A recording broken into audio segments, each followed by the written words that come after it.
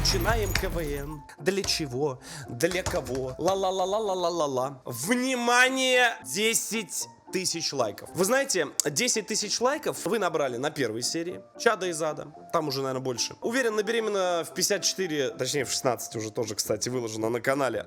Тоже вы наберете. И здесь тоже 10 тысяч лайков. Ну, либо косарь подписок. Просто все подписаться прожали и все. Я прошу слезно не банить канал Ю. Я говорю, пожалуйста, моих сладкие, не баньте. Дядя Лешу не банят пока что, да. Потому что видят, как мы топим, поддерживаем. Ссылочку на канал Ю оставил внизу в описании. И всем, кто не бывает на стримах, а смотрит меня в повторе, ребята, у меня есть для вас новости. Это не реклама, просто новости такие типа ура, о, бля. Я коротко скажу. К нам, во-первых, вернулся Сервантес. Кто помнит, тот помнит. Он последние уже месяца полтора монтирует ролики. Да, кто его помнит, там это, привет ему передайте, да, он вам смонтирует, тоже рукой сейчас махнет. И самое главное, у нас завтра с вами уже, то есть это 16 сентября, начинается целый цикл наших турниров. Точнее, он продолжается. Когда у нас был свой киберспортивный клуб, у нас были Hard Play Zone Cup. Это турниры международные, которые проходили при поддержке разных компаний, и я был их организатором. Сейчас мы их продолжаем, ребята, по дисциплине, пока КС-чики пойдет. Мы все очень хорошо подготовили. Завтра начинаются квалы Hard Play Cup 7. Мне написал человек, кто организовывает, там все вот это делает, там графику, все остальное.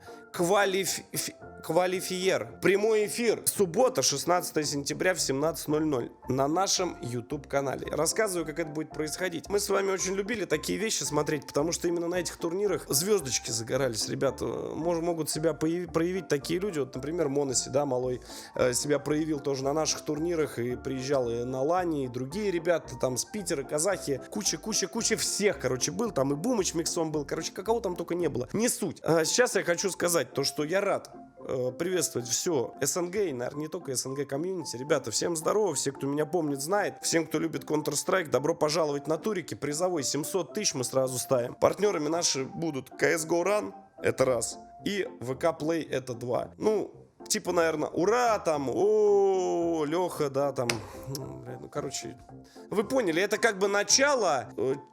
Там, ну ты понял, да, там тонкий намек. Все, кто алды, кто все помнит, лайк поставь, кто не помнит, да и ладно, снова поставь, подпишись, да, намечается контент, намечается, мой хороший, да. Ну, ты давай сюда лайкосы завози, мы дальше продолжим вот эти вот чады из ада смотреть. Между прочим, мне написала кружочек девочка, сейчас мы вот сюда его вставим. Обзор вот этого чувачка, честно, я его не знаю, но он безумно харизматичный. Мне очень интересно смотреть вот его реакцию на мой выпуск.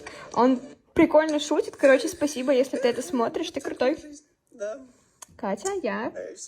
Если что, мы тебе тоже передаем большой привет. И если там что-то где-то, может, обидное сказали, это все как к актеру, естественно, да. Она на самом деле актриса. Она актриса больших и малых, да, театров. А я совершенно случайно так вышло, что в прошлом образовании продюсер, да, так что там контакты все внизу. Мало ли что, да, там на съемки, там куда-то позвать, там у нас продакшн свой есть. Вот сейчас студия там новая да, там совсем, короче. Вот, ну так вот, мы начинаем, все, хорош трепаться. Чада из пожилого ада. Это реалити-шоу от наших любимого телеканала Ю, да. Ю, потому что люблю. Я очень надеюсь, что они меня все-таки не забанят, блядь, я уже не знаю, что делать. Очень стараюсь там. Поехали. Всем хорошего настроения, ребят. За помощью семья Кравченко из Москвы. Всем привет, я Алла Кравченко, мама Аллы Большаковой. Здравствуйте, я крестная Аллы Большаковой, меня зовут Олеся Данилина. Я бы хотела... Так, одну секундочку. Давайте не будем как бы сейчас путать холодное с горячим, теплое с кислым, да. Пожалуйста, вот эта вот молодая девочка немножечко это, и вот можно внимание остановить на крестной, потому что как бы вы знаете мои вкусы, вы знаете мои приоритеты, что волей судьбы, да, так вышло, что, да, вот этот красивый мужчина в кадре, скромный, красивый, богатый, да, ну вот, он, знаете, любит вот этих вот, которые, да, я крестная, там вот это вот Милфс, да, категория очень нравится, да, с большим уважением отношусь, да. Была у меня там одна эта история, но мы не об этом, поехали дальше. Обратиться за помощью. Смотри, какой. Хорошая, мне очень нравится. Вам, Бррр. девочкам, все, что хочет в этой жизни, это тратить деньги, жить на все готовое. Хочет только тусоваться и ходить по салонам красоты. А вы не хотите. Нет, мы не такие. Мы не такие, раньше было лучше. Раньше было лучше, мы не такие. Мы не хотим тусоваться, не хотим ходить по салонам красоты и не хотим последний iPhone. Кстати, скоро выходит 200 тысяч. Представляешь, это какой удар? Ты вообще представляешь, какой это удар по психике школьниц и студентов? Девчонки, если что, я с вами. Я просто шучу, и я всегда вас поддерживаю. 200 тысяч, конечно, тяжело будет, да, осилить. Ну, как говорится, сам себя iPhone не купит, да, поехали. Я, как мама, очень переживаю. Знаете что? Давайте, знаешь, что сделаем? Что мы как эти? Ну, как эти. Давайте мы сделаем следующим образом. Я, короче, iPhone разыграю на 200 тысяч подписчиков в телеге. Ну, как он выйдет, естественно. Забились? Без всяких там спонсоров и всего вот это. Розыгрыши. Просто от души. 200 тысяч подписчиков в Heart Inside. Из условий подписка просто на канал и подписка на телегу. Все. Поехали. У меня уже точка отчаяния, потому что все способы А где я деньги-то на iPhone на новый возьму? Как говорится, да, карточный долг — дело чести, да, сказал он и снял штаны. Поехали. которые были нами опробованы ранее, они не работают. Ни психологи, ни Психологи. финансовые ограничения. Считаем, что участие в вашем реалити-шоу просто необходимо для нас. Согласен. Я бы, конечно, сделал реалити. Але Кравченко 40 лет. Она модный дизайнер. Одевает звезд российского шоу. Подожди секунду. Я телеканал Ю, я прошу прощения. Але Кравченко 40 лет. Она...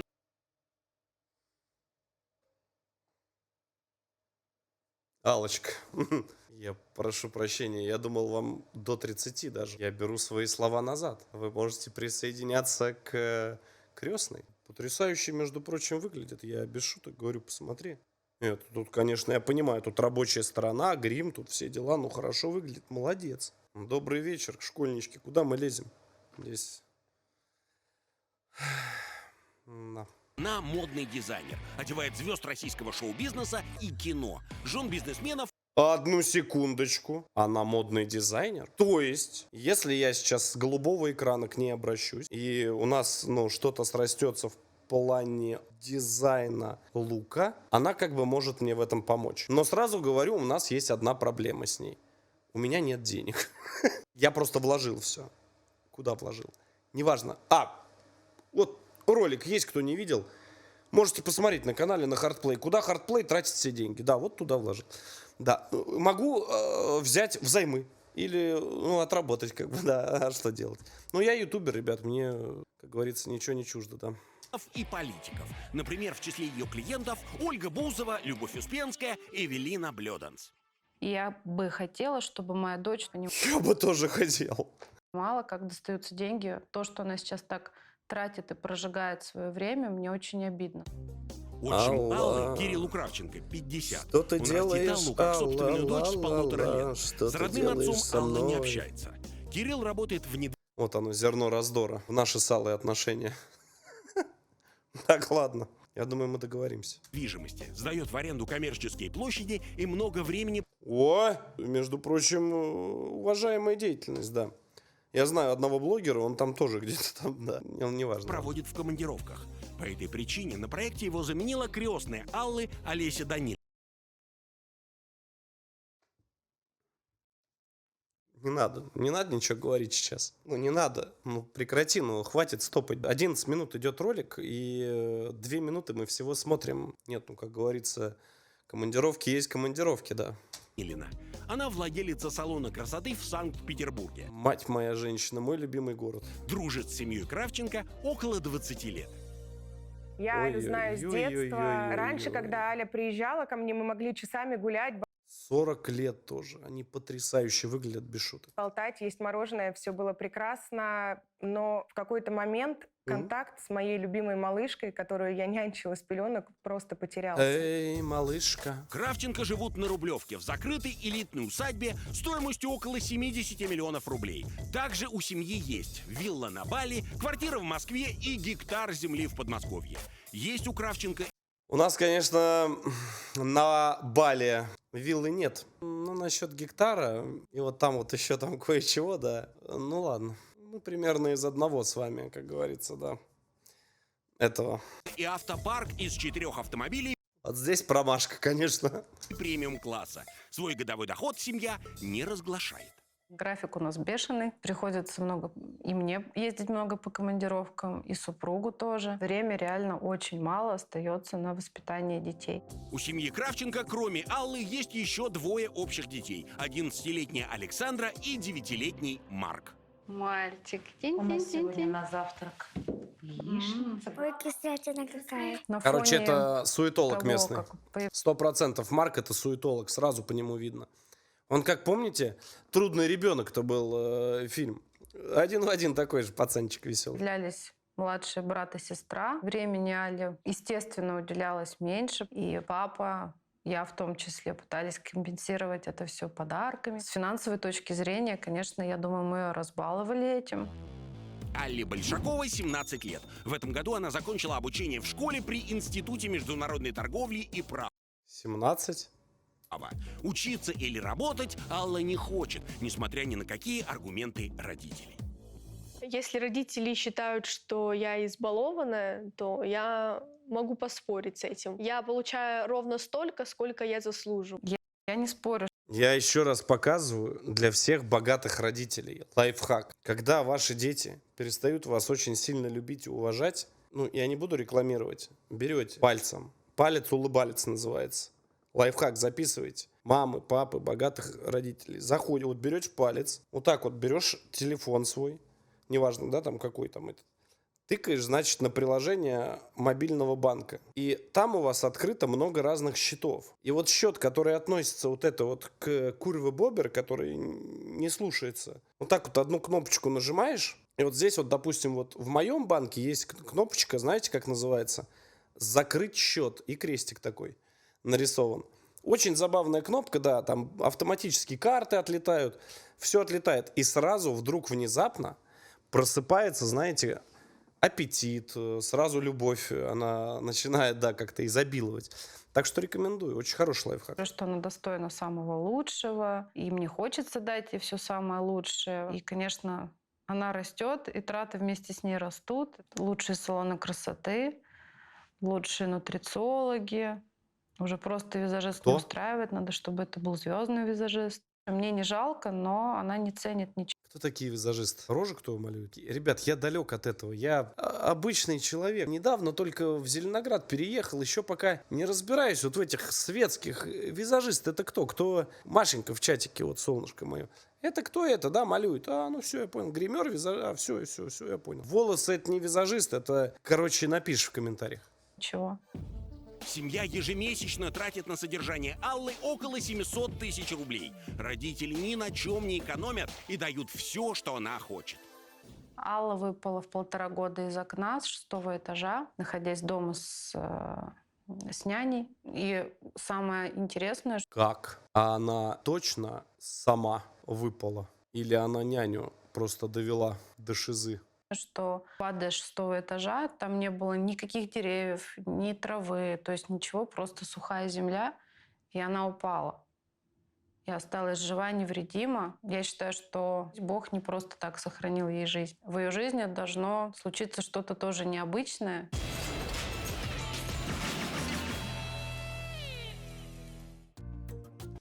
А я не понимаю, зачем девочки молодые красятся вообще? На какие-то пилинги, шпилинги ходят, какие-то нити себе вставляют. 20 лет послушаешь, куда вы нити-то себе эти вставляете, бестолковые? Потом, что дальше-то? Что, 25, 30, вы же все больше и больше будете туда грузить. Делать не в бабках, потом будете как жопа куриная. Смешные ходить. Чего вы? Вы же красивые. Вы и так красивые у меня все. Да. У нас, между прочим, девочек прибавляется на канале. Девочки все подписываются. Скоро обгонят мальчиков. Да, я скоро, знаете, как буду здороваться? Привет, девочки. Всем здравствуйте, да. Ну и мальчикам тоже привет. Да, вот так вот и скажу. Да. Уверенность в собственной исключительности и неограниченный бюджет привели к тому, что все бытовые задачи за 17-летнюю Аллу выполняют помощники. Год назад штат пополнился. Школьница наняла на постоянную работу персонального нутрициолога. Услуги это? специалиста обходятся родителям в 100 тысяч рублей Кто ежемесячно. это? Еще раз Сегодня спрашиваю. у нас будет сначала зеленый смузи, антиоксидантный, потому что у нас уже погода испортилась, нужны витамины. Я слежу за своим весом, за своей фигурой, Что? за своим здоровьем, поэтому мне очень важно знать, что я ем. Единственная бытовая техника в доме, к которой Алла прикасается, это ее нитратомер. Прибор определяет превышение нитратов в продуктах. В меню гаджета выбирается необходимый фрукт или овощ. В мякоть вводится щуп для забора сока. Через 3-5 секунд на дисплее появляется информация о том, Не так есть дорого ли стоит, нитраты кстати. в продукте. Нет, ну это Мы ненормально. сейчас же закажем новый сельдерей, и нам привезут качественный. Мне не важно, сколько стоят фрукты, овощи, не важно, сколько я потрачу Сельдерей не прошел проверку? До свидания. на это денег, сколько я выброшу того, не, что сельдерей недорогой, уже хороший, что ты куплено. гонишь? Главное — результат. А моя внешность для меня все. Это моя визитная карточка. Внешность Аллы Мне, кстати, кажется, я прошу прощения, я никого обидеть не хочу, я человек обычный. Мне кажется, если ее умыть, почистить, и вот это все, она очень милая, кстати, девочка будет. Я без шуток вам говорю, серьезно. Знаете, есть еще одна вещь, это, конечно, дело вкуса, со мной многие не согласятся, но вот когда девочка не корчит из себя вот эту...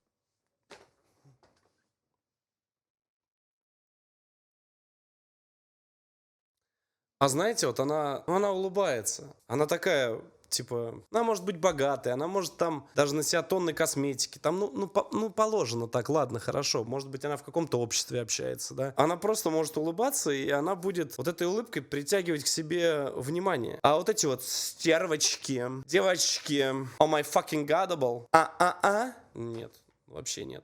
Будьте проще, улыбайтесь чаще и дарите людям хорошее настроение, как ваш любимый скромный стример. А моя внешность для меня все. Это моя Ловко, да, ты писю к носу подвел? Согласись?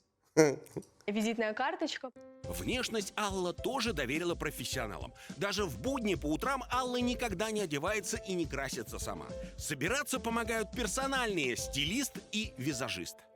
Так это надоест. Это же надоест. Типа, постоянно посторонние люди. Что-то какая-то тусня, возня, дресня. Если есть бабки, возьмите, сходите какой-нибудь лук, соберите просто, и все где-то, вам помогут там. 10-20 тысяч стоит собрать. Весь день с вами будет ходить человек, который вам сэкономит немерено бабла и, если я имею в виду глобально, да, как-то закупаться. Он сэкономит бабок и соберет вам луки, просто на вешалочку, в чехольчик повесьте. Я вот, допустим, так и сделал. Да, могу показать на Бусти, у меня ссылочка на Бусти есть, там платная подписочка.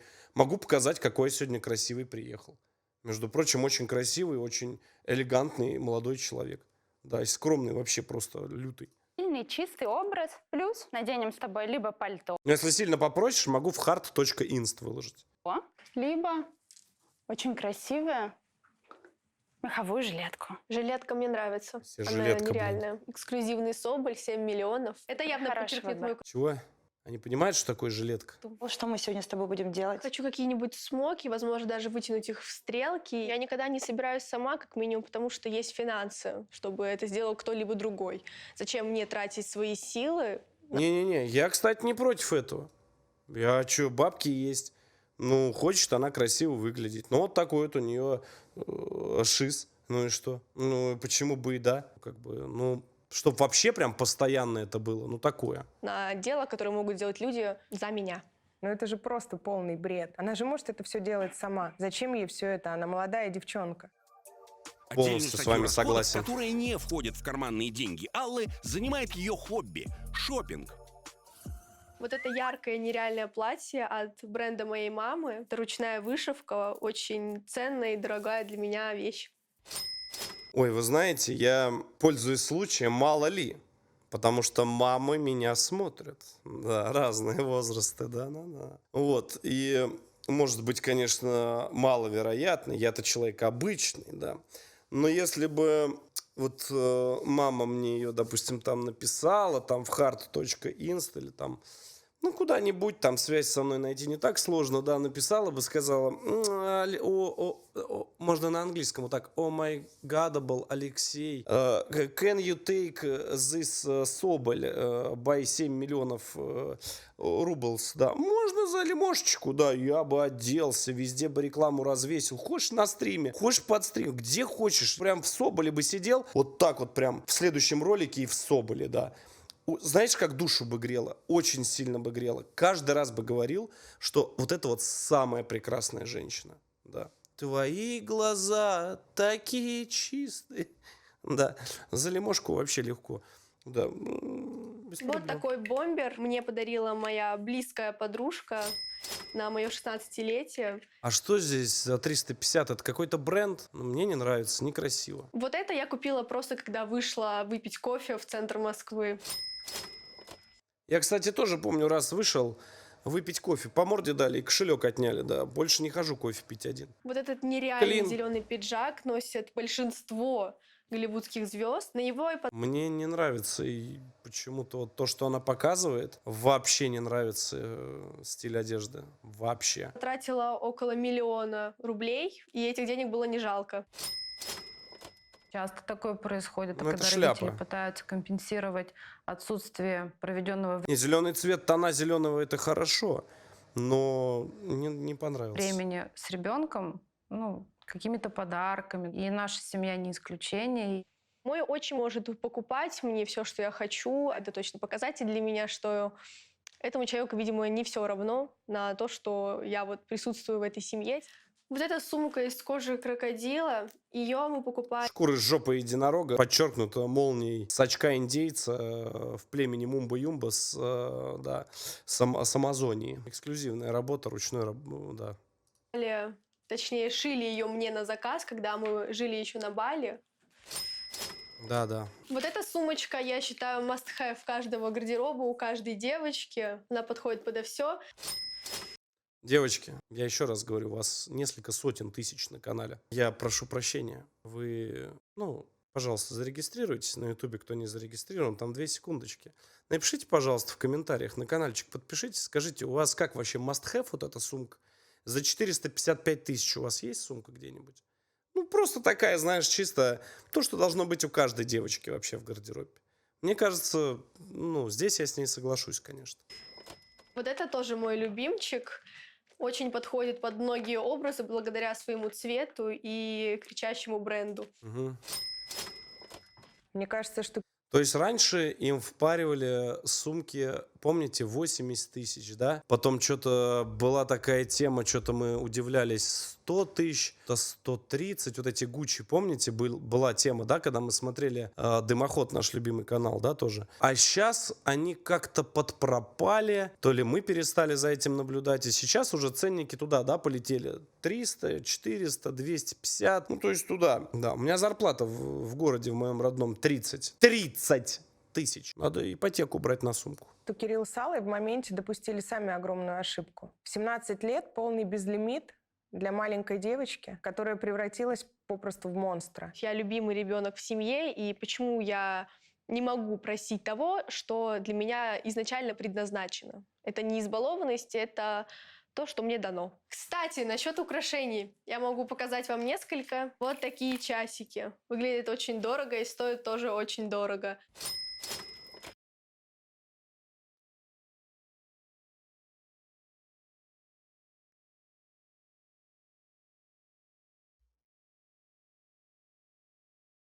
Где? Вот это красивое кольцо с большим бриллиантом мне также подарила моя мама. Стоит оно Братик, сейчас чуть попозже. Спасибо огромное за донат, Миш, сейчас. примерно 5 миллионов рублей. Мы ей все даем, но когда я ее прошу пойти мне навстречу, поговорить со мной о будущем там и так далее, она просто может резко поменять тему. Мама видит Аллу своей преемницей в семейном модном бизнесе. Мне эта тема абсолютно неинтересна. Представь, вот меня завтра нет, все, меня все достало, я уехала на Бали, живу, загораю, отдыхаю, плаваю в океане. Ты что Неким тут делаешь? стримером. Я думаю, все, дочку я вырастил, ей 18 лет, Хорошо, уезжай, отдыхай, кайфуй. Я тоже буду отдыхать, кайфовать. Оставишь мне деньги и вали куда хочешь. Вообще. Ты вообще уже заговариваешься, по-моему. Мне не интересно мнение родителей по поводу того, что они хотят от меня, там, какой-то дальнейшей работы. Как минимум, потому что я считаю, что я выше этого. Она Работа для избранная рабов. по жизни. Я знаю, с кем надо ее познакомить срочно. Да, у нас есть один уникальный человек, да, удалось мне, да, пообщаться с ним. Работа для рабов. Я говорю, я тебя понял. Все хорошо, да. Она не хочет ничем заниматься, и все и так прекрасно, все устраивает. И она не понимает, почему я переживаю за ее будущее. Она считает, что Ну и так да, уже борзая, все ясно, борзая все девочка. понятно, деньги есть. В распоряжении у Аллы неограниченный лимит на карте и свободное время. Но она не хочет тратить их ни на кого, кроме себя. Посиделкам с семьей Алла предпочитает ночные тусовки в клубах и ресторанах. Мне абсолютно все равно, ждут меня родители дома или не ждут. Это мое личное пространство, мое личное время, и я распоряжаюсь им так, как хочу сама. Она не берет трубки, она может не думать, что я переживаю. Один звонок, 10-15 минут, будет личинка в замке заменена просто за 3 секунды. Да, некий стример приедет, вам в этом поможет.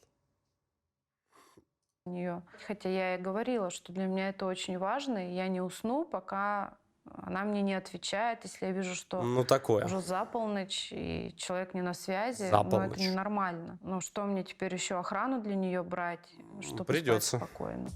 У Аллы Кравченко много подруг из мира шоу-бизнеса. Одна из них — актриса и ведущая Эвелина Блёданс. Алла рассказала ей о своем решении отправить дочь в проект «Чадо из ада». Без телефона, без денег, без кредитов. Мои нервы. Как же так можно куда-то поехать? Энджи. Мы сообщили семье Кравченко, что берем их чадо в Тут как бы и все. проект. Родители заставили Аллу участвовать в реалити, пригрозив, что урежут лимит ее карточки вдвое. Алла вдвое. согласилась на съемки. Жестко. Да, вот именно Кошмар. так. Думаю, что ей это пойдет в итоге на пользу. Это, конечно. Кто написал в чате, я не знаю, кто такая Эвелина Блёданс. Выйди отсюда. Шикарная женщина. Плакатик у меня там один висел, помнится. Лет эдак 10 назад. 15. Конечно, большой стресс. Но ведь Большой иногда был говорят стресс. как, чтобы поправиться, да, ты обливаешься холодной водой, и у тебя идет вот этот стресс и в организме, и в голове, и везде, и ты выздоравливаешь. Мне кажется, что такая поездка – это крутой опыт, прям крутой. Пусть она увидит, как живут в других семьях, сравнит. Да, и почувствует, насколько у нее все хорошо, что другим даже и не мечтал. Слушай, я только сейчас подумал, если у нее карточка безлимит, то мы, говорит, урежем тебе твои аппетиты в 2 раза. Это как пол безлимита, что ли? Ладно, окей. Иметь. Сложно. Не хочу, чтобы она этому миру несла пользу. И не прожигала свою жизнь. Ей Бог подарил ее дважды. Я верю, что она все переосмыслит, Пошла слезатория. научится ценить меня, уважать, помогать. Я согласилась на участие в проекте только для того, чтобы родители обеспечили меня точно так же, как и прежде, и перестали навязывать мне свое мнение про работу. Я хочу, чтобы проект поменял Аллу, и У меня чтобы глаз она задергался. поняла, что деньги, наверное, это важно, но они не на первом месте. Я хочу вернуть эту На первом месте любовь между... Так, тихо. теплоту, которая всегда была между нами. Перед самым отъездом мама сообщила Алле, что по правилам проекта ее банковская карта и телефон останутся дома для того, Ого. чтобы Алла полностью погрузилась в жизнь принимающей семьи. Ты моя куколка. Не плачь. Пока. А то будешь там, где мяч. Эксперимент по перевоспитанию 17-летней дочери рублевских Это так миллионеров мило. Аллы Большаковой начался. И все такие стоят, знаешь, такие все машут. Такая слеза течет, и все такие... Дети. Просто вслед за Мазератти приезжает такси, Майбах. Все садятся, самолет, Бали. Очень грустим. Тебя так не хватает. Вообще просто до слез. Каждый день плачем, да, льем слезы. Да, вообще просто очень.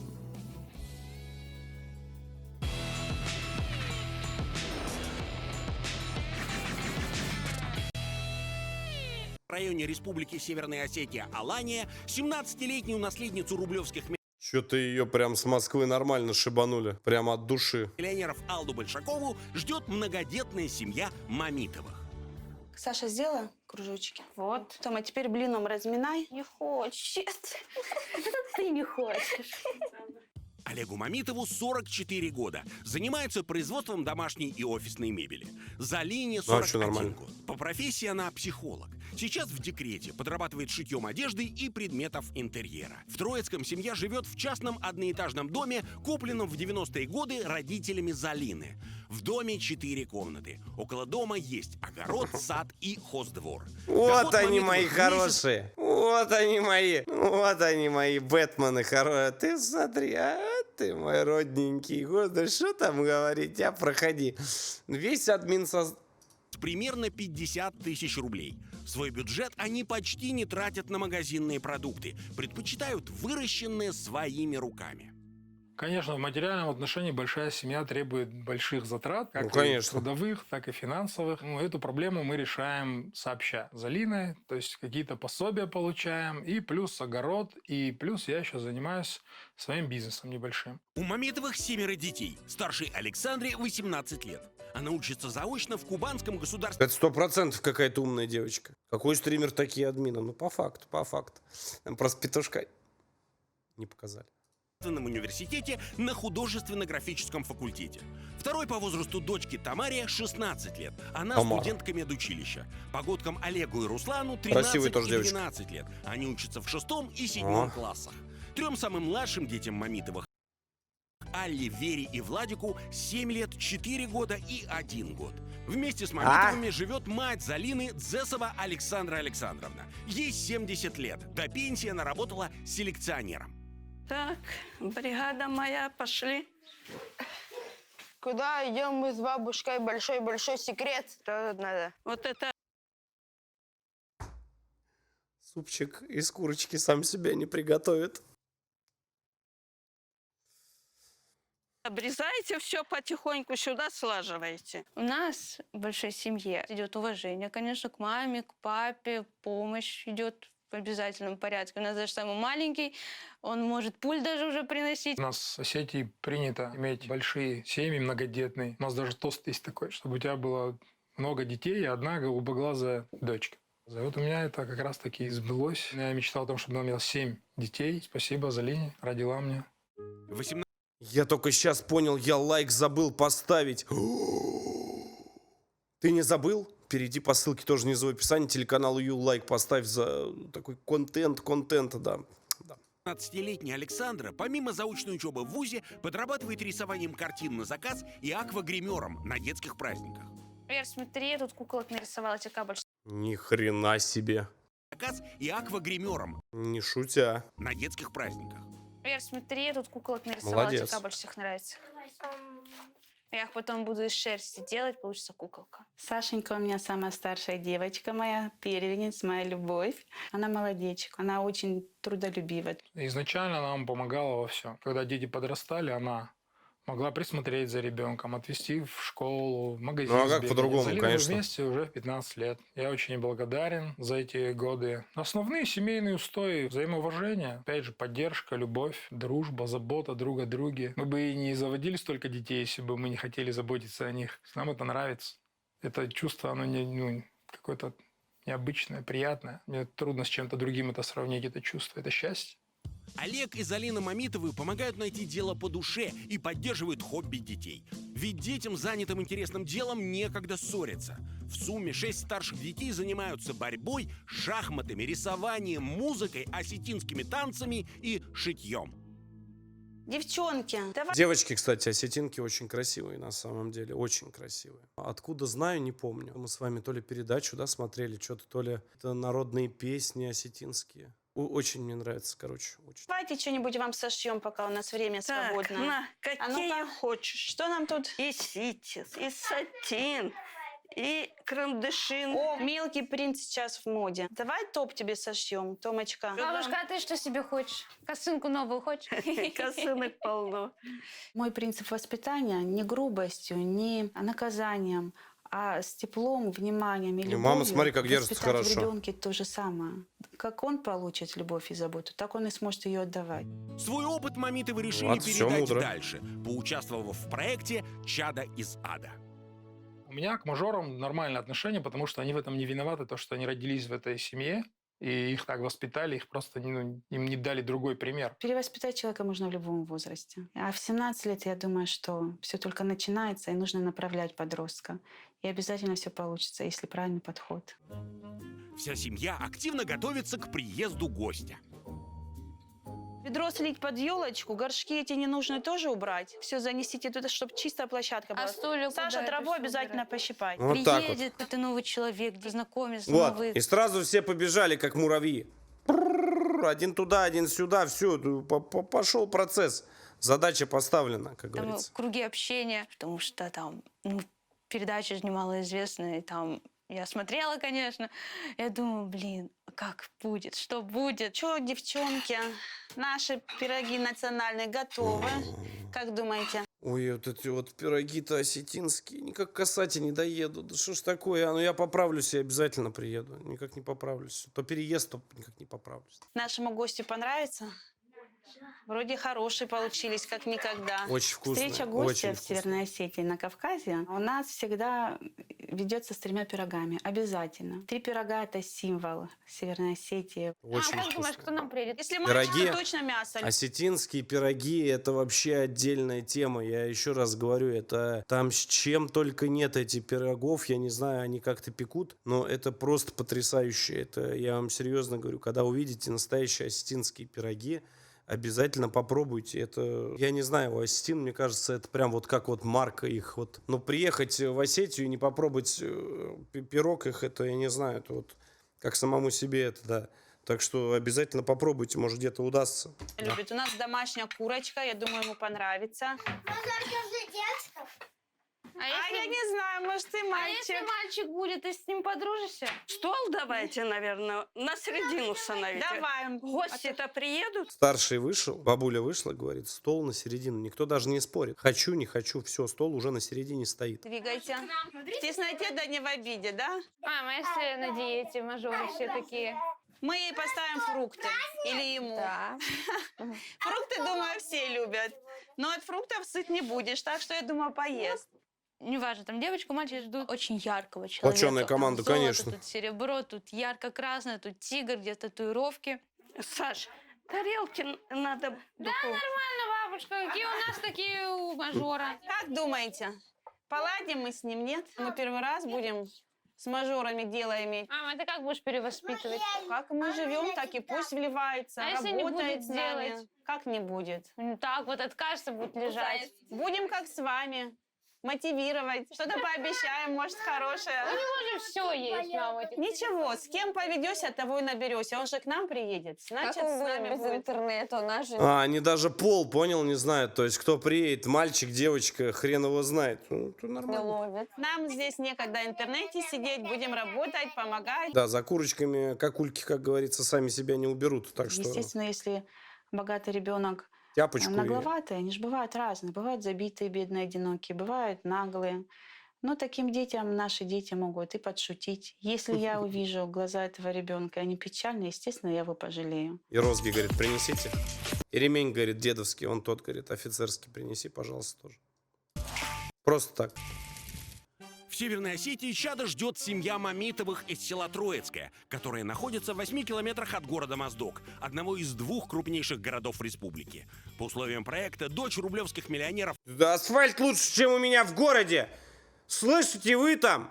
Это я обращаюсь к своей этой администрации моего города родного. Вы чего, охренели совсем? В селах асфальт лучше, чем в городе у нас. Как это так? Я сейчас начну здесь махать. Все, что в кадр влезет. Жалко не все. Посмотри реально-то, как это вообще работает? Уже диски уже устал на камрюхе это поправить.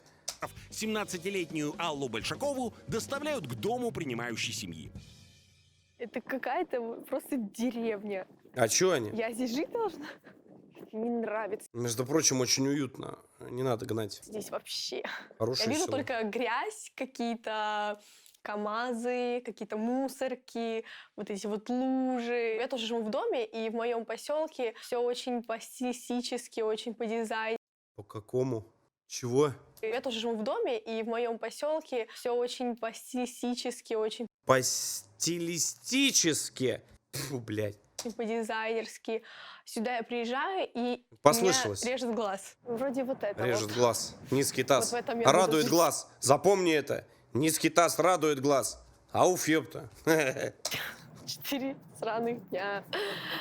Да, блин, помогите мне уже кто-нибудь Си-си-си-си. выйдите. Что за отношение к гостям? Вот еще. Наверх ручку. Специально, говорит, под твой приезд переставили. Здравствуйте, дорогие гости. Первая эмоция — шок. 7 детей. Папа, мама, бабушка, дядя, тетя, кого там я только не увидела. И они все Сосед, стоят. собака, куры. Вот с такими Все лицами. вышли, говорит, посмотреть. Ну, я в ступоре. Так, некуда. Стилистически. Наверное, поближе к вам. Пирожки. Я бы сейчас пирожка бы. Ну да, большой чемодан. Я бы сейчас, конечно, пирожка бы пригубил такого, да. Здравствуй, дорогая. Здрасте. Приветствуем тебя в нашей Осетии. Вот Привет. наша семья тебя, видишь, Привет. встречает. С национальными 3 пирогами, как положено. Это символ благополучия. Чтобы все у нас сложилось и было хорошо. Это все хлеб, я это не ем. Но приятно, что они что-то пытались для меня сделать. Отломи, попробуй. Ща уши в трубочку свернутся. Не ем я хлеб. Чё начинается-то? Приехала в Осетию, не попробовала пирога, это вообще... Ты как сходила на дискотеку и не пригубила пирога. Чтоб я такая... Ой, спасибо. Вроде нормально встретили. Конечно, мы не их поле ягода, но стараемся. Вот моя семья. Это наш папа многодетный. Олег его зовут. Приятно. Наша бабуля Привет. Александра. Приятно. Наша племянница Настенька. Меня зовут Залина, я многодетная мама, у меня 7 деток. Ого. Вот мои детки. Старшая Как имя? Блядь, провтыкал. Залина? Не понял, я буква в центре какая. Александра. Это я для себя. Интересно, интересно. Приятно. Л. Леня. Леня. А, Л. Все, понял. Учится в дизайнерском Спасибо. институте. Это Томочка, ей 16 лет. Это Олежка, ему 13 лет. Где наш Руся? Это я. Руслан, ему Да-да. 12 лет. Алочка. И вот наша компания Верочка. Вера вас сразу полюбила. Еще есть малыш, который спит. Вот ты с ним познакомишься позже. Его зовут Владик, ему годик.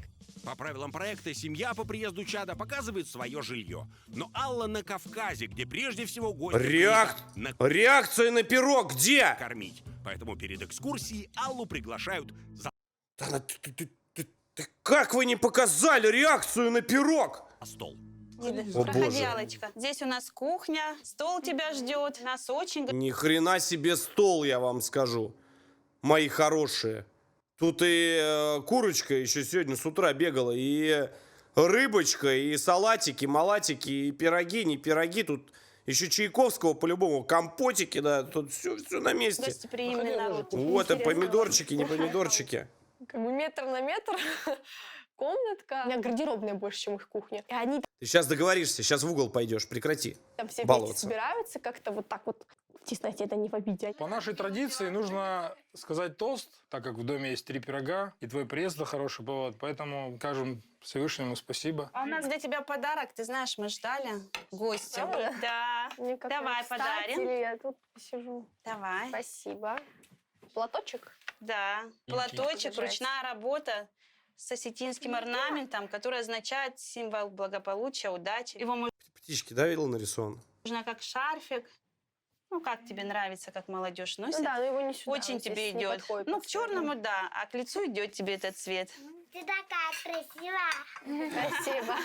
У нас в Осетии платки девушки прям чтят, они прям бережно за ними ухаживают. В своей обычной жизни я вообще не сталкиваюсь с такими людьми.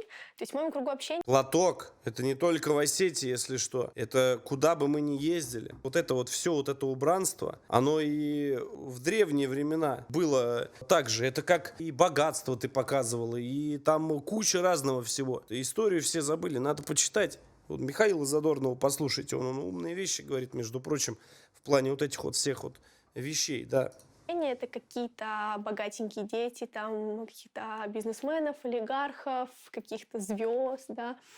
Таких людей я вижу, можно сказать, впервые. Может, у вас вилочка с зубчиком ровным будет? Что? Ну, зубчик кривой, мне так неудобно. Такие А мы есть. даже не замечаем, нормальная вилочка. Ну вот, да, вот это. У нас не замечают. По-цивильному. Так. Нас бы, знаешь, как за столом сделали, когда в деревне я мелким был?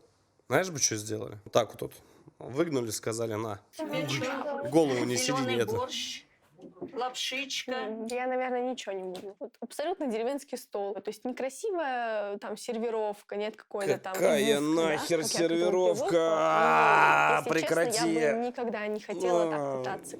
А в Москве где ты живешь? С папой, с мамой? У тебя есть сестры, братья? Да. А там размажут, придешь в свои эти дискотеки, в кафе, размажут тебе туда спущенки на это, вот такая тарелка, вот такая вот огромнейшая тарелка, да, вот этим вот навозят там, и вот такой маленький кусочек рыбки, скажем, это дифлопе или еще там что-то. Какое нахер дифлопе? Тут у тебя осетинские пироги, тут курицы с утра носились еще, экологически чистый продукт, а ты тут сидишь, тут вот с такими вот, этой своей пачкой, все тебе не нравится, прекрати, пожалуйста.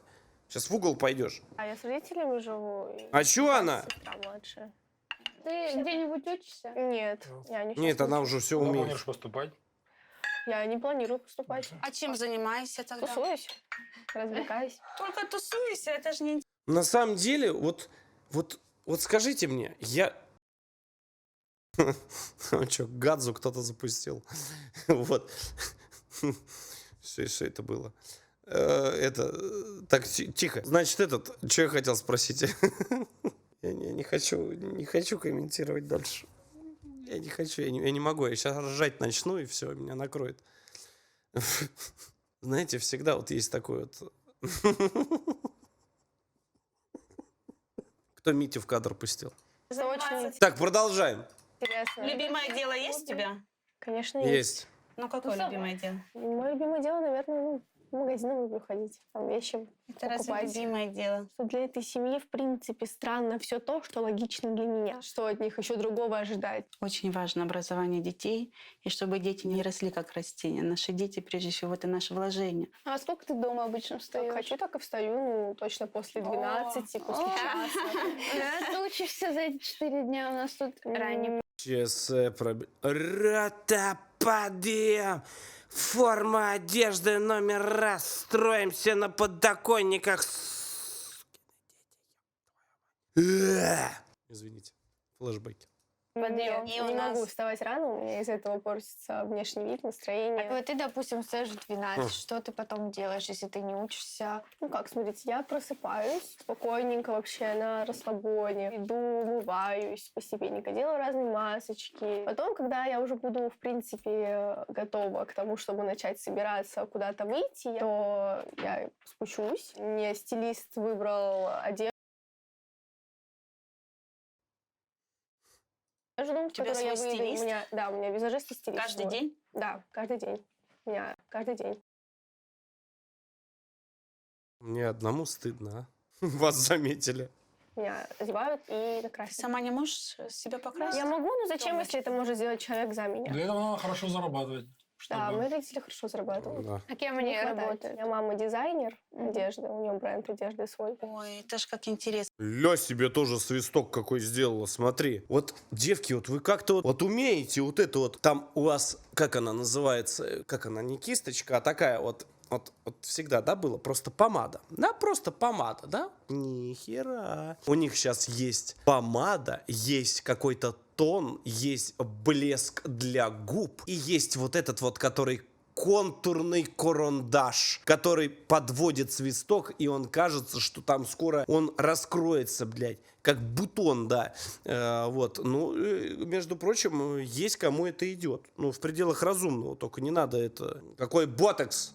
Маленькая девочка из хорошей семьи, что ты начинаешь? Дизайнер. Между прочим, свои губы тоже у многих есть хорошие. Мы с девочками тоже увлекаемся этим. Взял в пылесос, как взял, как всосал, и все, и потом... Первое впечатление, что не хватает заботы, родительского внимания, заботы, любви, вот тепла. Я думаю, что у нее есть какая-то травма, возможно, детская. Возможно, у родителей не было времени, они занимались бизнесом, и поэтому ребенок оставался просто один. Меня начинают расспрашивать. Мне неприятно. Как будто лезут куда-то в мое там же. Я вам отвечаю, ее помыть, намыть, почистить. Она очень красивая девочка вот это будет. И немножко с характером, конечно, да. Надо мужика рядом вот с таким вот. Да, и чтоб вот так вот сделали, да. Да. Когда подрастет, конечно. Да, потому что потом это будет неуправляемая абсолютно девочка, да. Живое, пытаются из меня что-то достать. Ну, это какие-то у вас... А то одни эти. Да, дорогая, да, дорогая. Да, я когда это слышу, эту фразу, у меня вот где-нибудь, знаешь, вот стоишь в очереди, еще где-то что-то.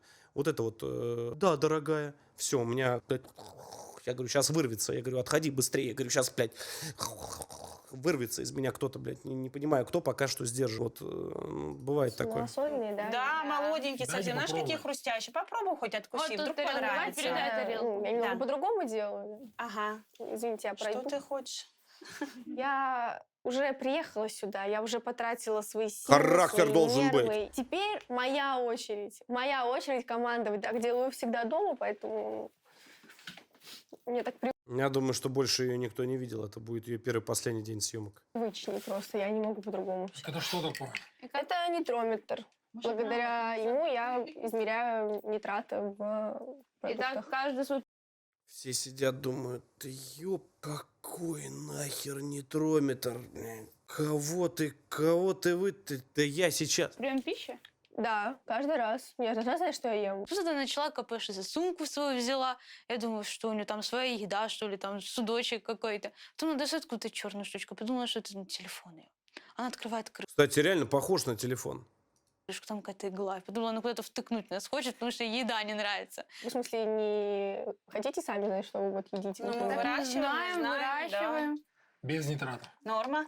Подождите, еще идет измерение.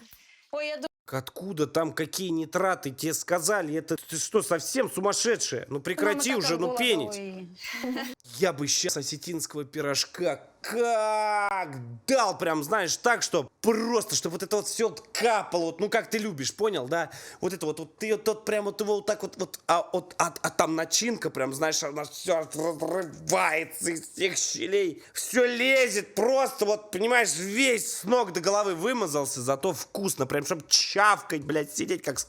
Тогда и очень вкусно. Слишком долго ждать надо будет, пока он измерит все. Ну, неплохо. давай, Аллочка. Неплохо, я тебе дам сейчас неплохо, еще раз в пирог что-нибудь тыкнешь, я тебя тыкну. Не идеально, можно было бы Чтобы ты лучше, знала, что в но- селе такой прибор не нужен, потому что свой огород, без понимаю, всяких как бы- нитратов, без Я сейчас, говорит, убью ее! Не надо. всякой химии, так что...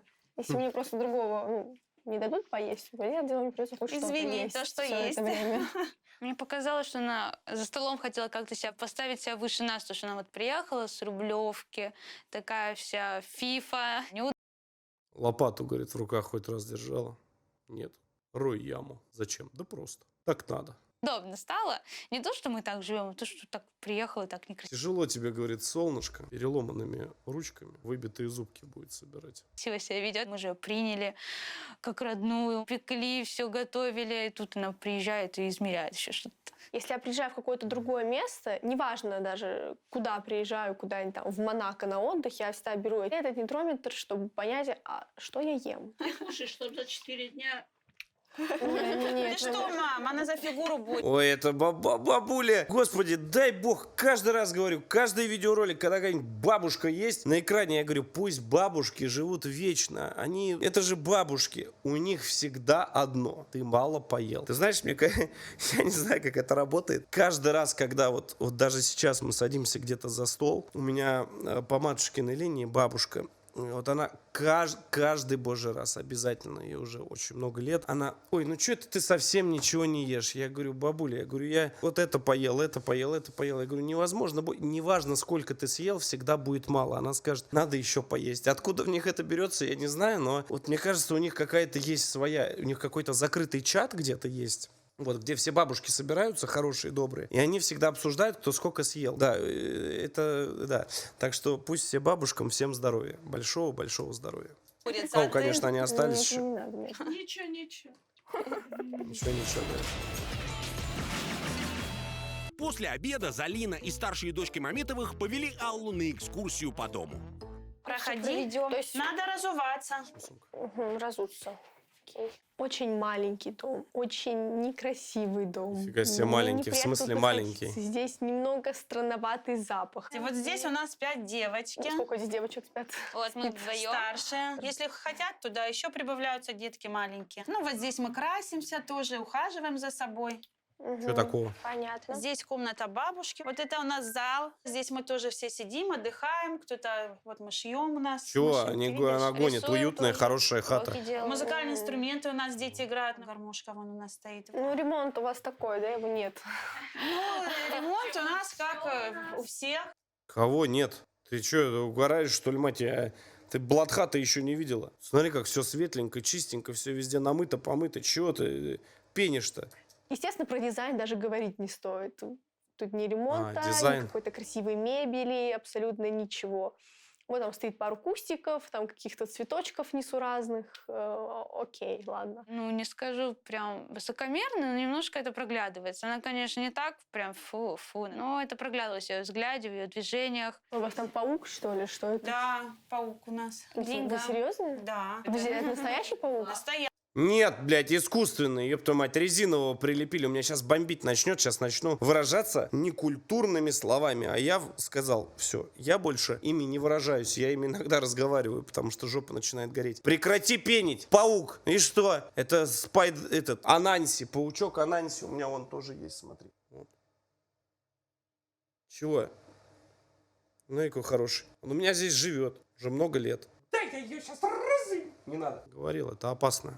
Настоящий, конечно. Он В смысле, настоящий паук? Я насекомых очень боюсь. Можно? Да не бойся, он Без домашний. тараканов, без пауков, без насекомых. Не бойся, не бойся. Вот это такой Не, у меня прям фобия, нет. я не буду. свой уже член семьи. Вы издеваетесь? Я приехала... Чего, там, живет он там? Уберите сраных пауков с потолка. Э! Как я должна здесь находиться? Чтобы они там на меня запрыгнули, у меня какой-нибудь, тут, не знаю, инфаркт случился, я тут померла от страха. Шок. Ну, паучки там в угол забились. Чё И такого-то? что? Ну, если сидит, она сидит. Нет, она стоит Чего? там, чуть ли не плачет. И я так еще, мне аж за нее страшно самой, потому что ну, сейчас еще в обморок грохнется, что мы с ней делать будем? Здесь у нас еще есть комната.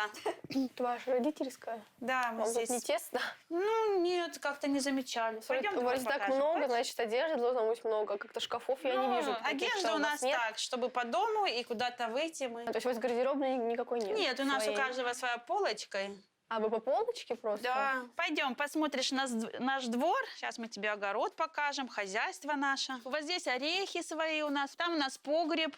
Так, а здесь уже Орешки. у нас хоздвор. Ой, Вот здесь очень у нас- воняет. Фу. Я не люблю такие запахи. В первую очередь во мне, конечно, играет злость. Я думаю в этот момент о маме. Она сидит сейчас дома, смотрит там, не знаю, свой какой-нибудь сериал, а я нахожусь вообще в другой вселенной. И для меня это просто такой Мама, уважаемый человек, дизайнер, кто мне Соболя подгонит, напоминаю, летит уже частным бортом подальше от тебя на Бали. Когда я не пойму, на Бали полечу? Я когда Бали, вот это не Бали, можно куда-нибудь вообще? Не знаю, в Туапсе хотя бы куда-то можно? шок, это неприятно. Наше хозяйство ей вообще не понравилось. Начиная от запаха, заканчивая внешним видом. Ну, что поделать? Ну, там живут тоже... А когда я, существа. блядь, Запах, конечно, поеду будет. на Вот Бали? цветочки свои собираем, вазы ставим. Это персик у нас, черешню свою собираем. Вот клубника здесь, домашняя малинка. Я трогаю какие-нибудь букашки. Да нету здесь букашек. Но она не мытая, нет. Ты что, это экологически. Неизвестно, кто на нее сел, там, какие букашки там в туалет на нее сходили. Я думаю, Аллочка в шоке, поскольку не привыкшая к сельской жизни, к сельским Выключи, как говорит, камеру на секунду. таким запахом. Но за эти дни, думаю, приучится, и все будет нормально. Мы вряд ли сдружимся с кем-либо. Эти люди неинтересны мне. Они занимаются там каким-то хозяйством, убирают. Чего в чате написали? Не прибедняйся, ты миллионер. Кто? Я миллионер? Может быть, ты миллионер? Откуда? Откуда в этом алмазы? Ты сумасшедший? Откуда? Я сижу тут, последний этот, без соли, доедаю. У меня там, кстати, голубцы с собой хорошие, да. Моют, там, Хорошо, что выращивают напомнил. какие-то там фрукты, овощи. Я? У меня совсем другая жизнь. У меня жизнь намного лучше и по статусу выше, чем у этих людей. Что у нас может быть общего? После показа хозяйства Мамитова готова показать Алле варианты спальных мест на ее выбор. Какие варианты вообще есть? Варианты здесь со старшими девочками. Я Втроём. думаю, вам весело будет. Втроём? Вот с вами втроем мы здесь. Да. Вот здесь у нас еще спальное место. Ага. По Ты соседству с можешь здесь пауками, да? одна.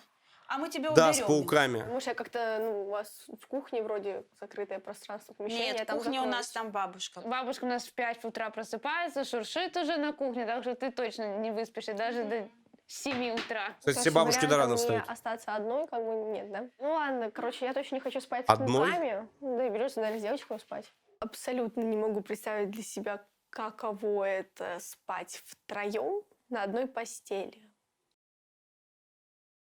Можешь просто сейчас промолчать, дальше смотреть ролик. Ты можешь ничего сейчас не ляпнуть так, чтобы потом было стыдно. Ну, очень хочется. Просто промолчи. Я очень хочу. Давай просто ты промолчишь и все. Давай.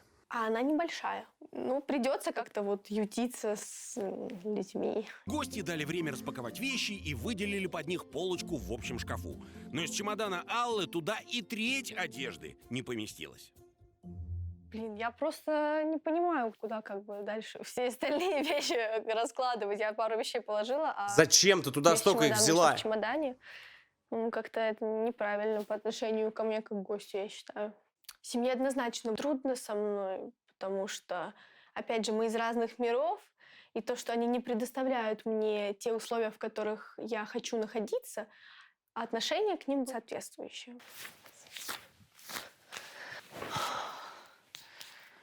Пока дочь миллионеров с Рублевки Алла Большакова обустраивается в доме Мамитовых, семья в полном сборе обсуждает, как поладить. Бабуля, как тебе наши гости? Ничего.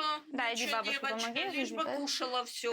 Ну, не Вот у покушала, бабушки. Вот все оставила. Ну, вот такая привередливая. Что будем делать? Перевоспитывать, да, наверное? Пусть Чё? попробуют За этим же влиться. ее сюда отправили папа с мамой. Вы ее научите. Пообщайтесь с ней побольше, втяните ее в наши дела. А то она так и будет там сидеть в комнате. Аллу я постараюсь не потакать ей, как родители. Я, конечно, не буду так жестко ее отсекать, потому что 17 лет воспитывали с ней привычки, все это сложно от всего отказаться. Ну, как бы понемножку постараюсь ее как бы приучать к нашему графику, мировоззрение немножко поменять. Из этого ничего хорошего не выйдет. Я какой была, такой и Выйдет. останусь. Да. Сейчас все выйдет.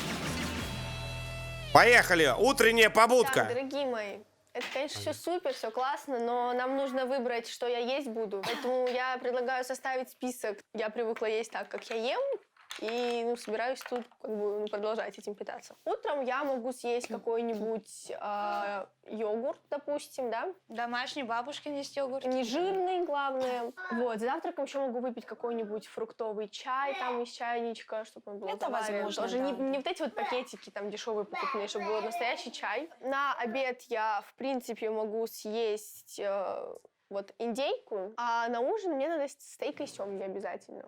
Ну вот это вопрос, да.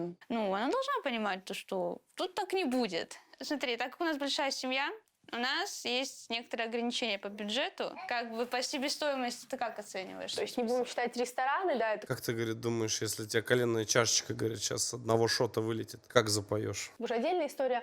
Ну, в целом на продукты тратится 1050 где-то, ну, плюс-минус. Это в неделю? Такие баснословные суммы мы не тратим на еду. У нас только пошел, сорвал, нарезал. Все мы тебе точно не можем пообещать.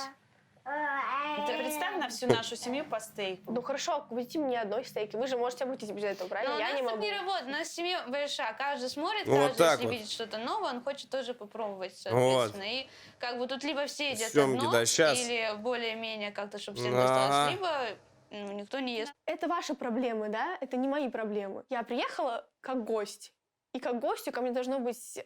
Мать, ты ходишь по очень тонкому льду. Я еще раз говорю, тебе спать с ними и жить несколько дней. Ты будь предельно аккуратна, а то это несчастные случаи, они... Да. отношение такое, что я не должна почувствовать разницы. Хотя бы в питании, я уже молчу про все остальное. У нас очень, если ты заметила, большая семья, и большинство это дети. Мы стараемся своих детей также кормить полезной, хорошей едой. Поэтому хорошая еда не заключается именно в стейке там или, я не знаю, в лобстерах. Ну хорошо, я просто надеюсь, что мы как-нибудь обойдемся без всякого жареного, там, Да, без да, да. масла. Мне говорит, рибай зернового откорма с новозеландских спусков Альп.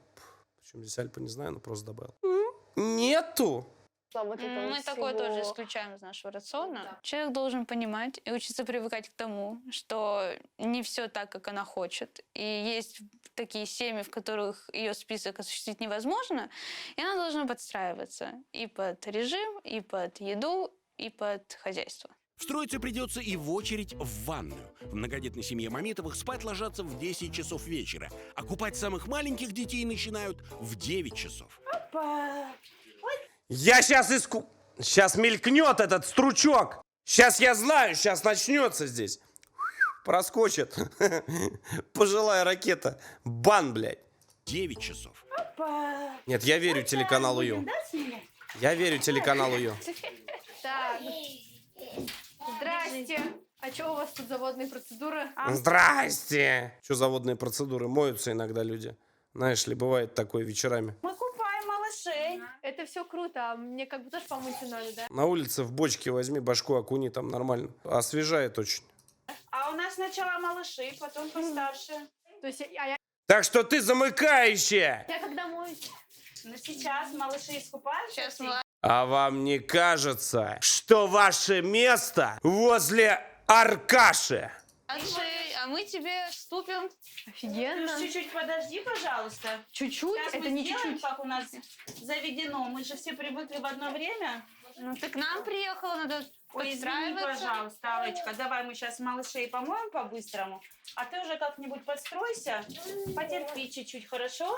Я в очередной раз просто в шоке. Так, следующая малышка. Так, Аллочка, мы тебе не мешаем? Мешаете. Тролль машина. Ну, извини. Очень сильно мешаете. Ванна одна, семья большая.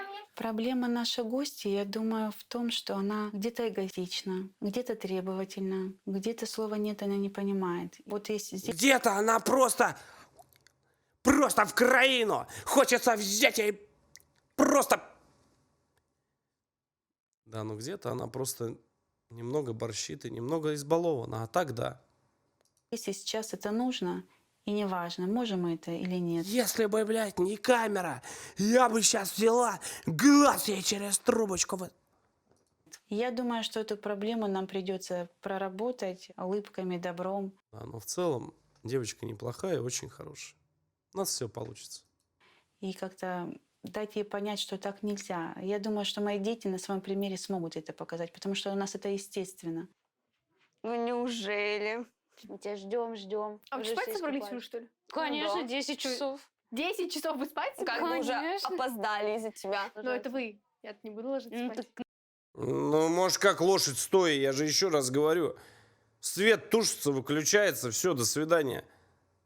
Нам приехала, надо как-то режим тоже соблюдать вместе с нами. Вы ложитесь 1 на 8 будет сложно выйти, солнышко. как-нибудь туда. А мне загородите Вот, чем-нибудь. специально. огораживайся сколько хочешь. Все Прекрасно. одеяло в твоем распоряжении. Прекрасно. Так, все, заводим будильник. Будильник? Будильник, У вот. вас телефонов нет? С будильником Балдеж, вот это просто такая будет тема с утра. надежнее. Телефон ты выключишь, а будильник сядет. Пока... Телефон? А будильник вечен. Там такая утренняя будет торпеда. Сядет. У вас что, зарядок нет? Ну, мало ли. В каком веке живете? Оп. В 17-м? Оп. Чё он в 17-м? Боже. Нам надо встать хотя бы в 6-7. Ошалеть просто. Спасибо, мам. Я это делаю ради себя, чтобы вернуться домой и, как бы сказать, мам, я выполнила твои условия. Давай, возвращай мне мою шикарную жизнь, и я просто забуду про все вот эти вот несуразные дни. Первый день эксперимента подошел к концу. Дочка рублевских миллионеров Алла Большакова впервые засыпает в 10 вечера. Да еще и втроем на одной кровати. Наступил второй день эксперимента по перевоспитанию 17-летней Блондинка неплохая, честно. Ну, они красивые. Ребят, я вам так хочу сказать. Девочек не бывает некрасивых. Все девочки, они по-своему красивы. Некрасивых не бывает. Аллы Большаковой, Бывает мало пива или вот. дочери рублевских миллионеров, в многодетной семье Мамитовых в Североосетинском Троицке. Утро субботы для Олега, Залины и их 7 детей началось, как обычно, в 7 утра. Папа уехал в мебельную мастерскую, а бабушка, мама и дети остались на хозяйстве. Вот она пошла. Ерунду. Подъем. Отвалите, а я не просыпаюсь в такую рань. Начинается новый день, и я немножко переживаю, как он там пройдет, потому что мы толком не пообщались, и сейчас придется как-то наверстывать. Доброе утро, Аллочка. Сейчас мы идем на хоздвор, нам надо с утра курочек покормить. Вот с бабушкой пойдете, она вам подскажет, что как. В смысле, я тоже пойду? Обязательно. Ну, можешь просто так постоять. В смысле, не ем, не пью, я просто Нет, куда-то нет, нет, иду. мы быстренько кормим курочек. И кофе, чай, пирожочки, все будет. Для меня шок, что после того, как мы Бабулечка по-любому помогает. Помогает по хозяйству 100%. То пирожки, наверное, печет. Все остальное, ведь пирогов захотелось. Да что ж такое, а? Вот здесь вот пирог достать. Нету пирожка осетинского. Да, вот бы кто-нибудь, если бы, конечно, из подписчиков, у нас же все миллионеры, да, сказал бы: Алешка, приезжай ко мне там в ресторан, там, во всякие кафе, заведения, да. Приезжай просто к нам в гости, мы там пирожки тебе там дадим, всякие там вот, всякие штучки, да, вкусные. Да, я бы, конечно, приехал. Да, никто не говорит, никто не пишет, да, там рекламная почта есть, да, там все. Я бы просто приехал, да, там.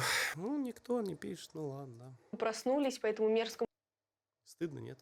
будильнику с 2 незнакомыми для меня девочками. Первым делом, когда я уже еле как и так встала, меня не ведут как гостью завтракать, меня не ведут там пить чай, меня ведут в курятник. Цель наша. Мне кажется ли у нее губы сделаны? Кто шарит за это? Что-то, по-моему, верхнее. 17 лет, серьезно, сделаны губы? Мать моя женщина. Приобщить ее к нашему делу в городе, когда ребенок живет, он не, Страшно, не очень понимает, не страшно. осознает, как это все достается, каким трудом. Я очень боюсь запачкаться. Если ты не хочешь, чтобы волосы у тебя плохо пахли после хоздвора, то лучше одеть платок. Там розами не пахнет. Как-то это для своей собственной защиты, не ради того, чтобы я такая: о, вау, платок, сейчас я его одену, буду супер модный. Наш подарок, Красивый, смотри который, какая. ну вот, символизирует там наши традиции, он как бы более для таких праздничных мероприятий. Когда она его надела в курятник, несуразно это выглядело. Благодаря домашнему хозяйству Мамитовы почти не тратят деньги на мясо, молоко, яйца. Но чтобы обеспечивать себя ими, семье приходится ежедневно ухаживать за животными. Ой! Алла, проходи вперед. Я по грязи, что ли, идти должна туда? Ну, а как Можешь перелететь. по-другому? О, Господи, за что мне это?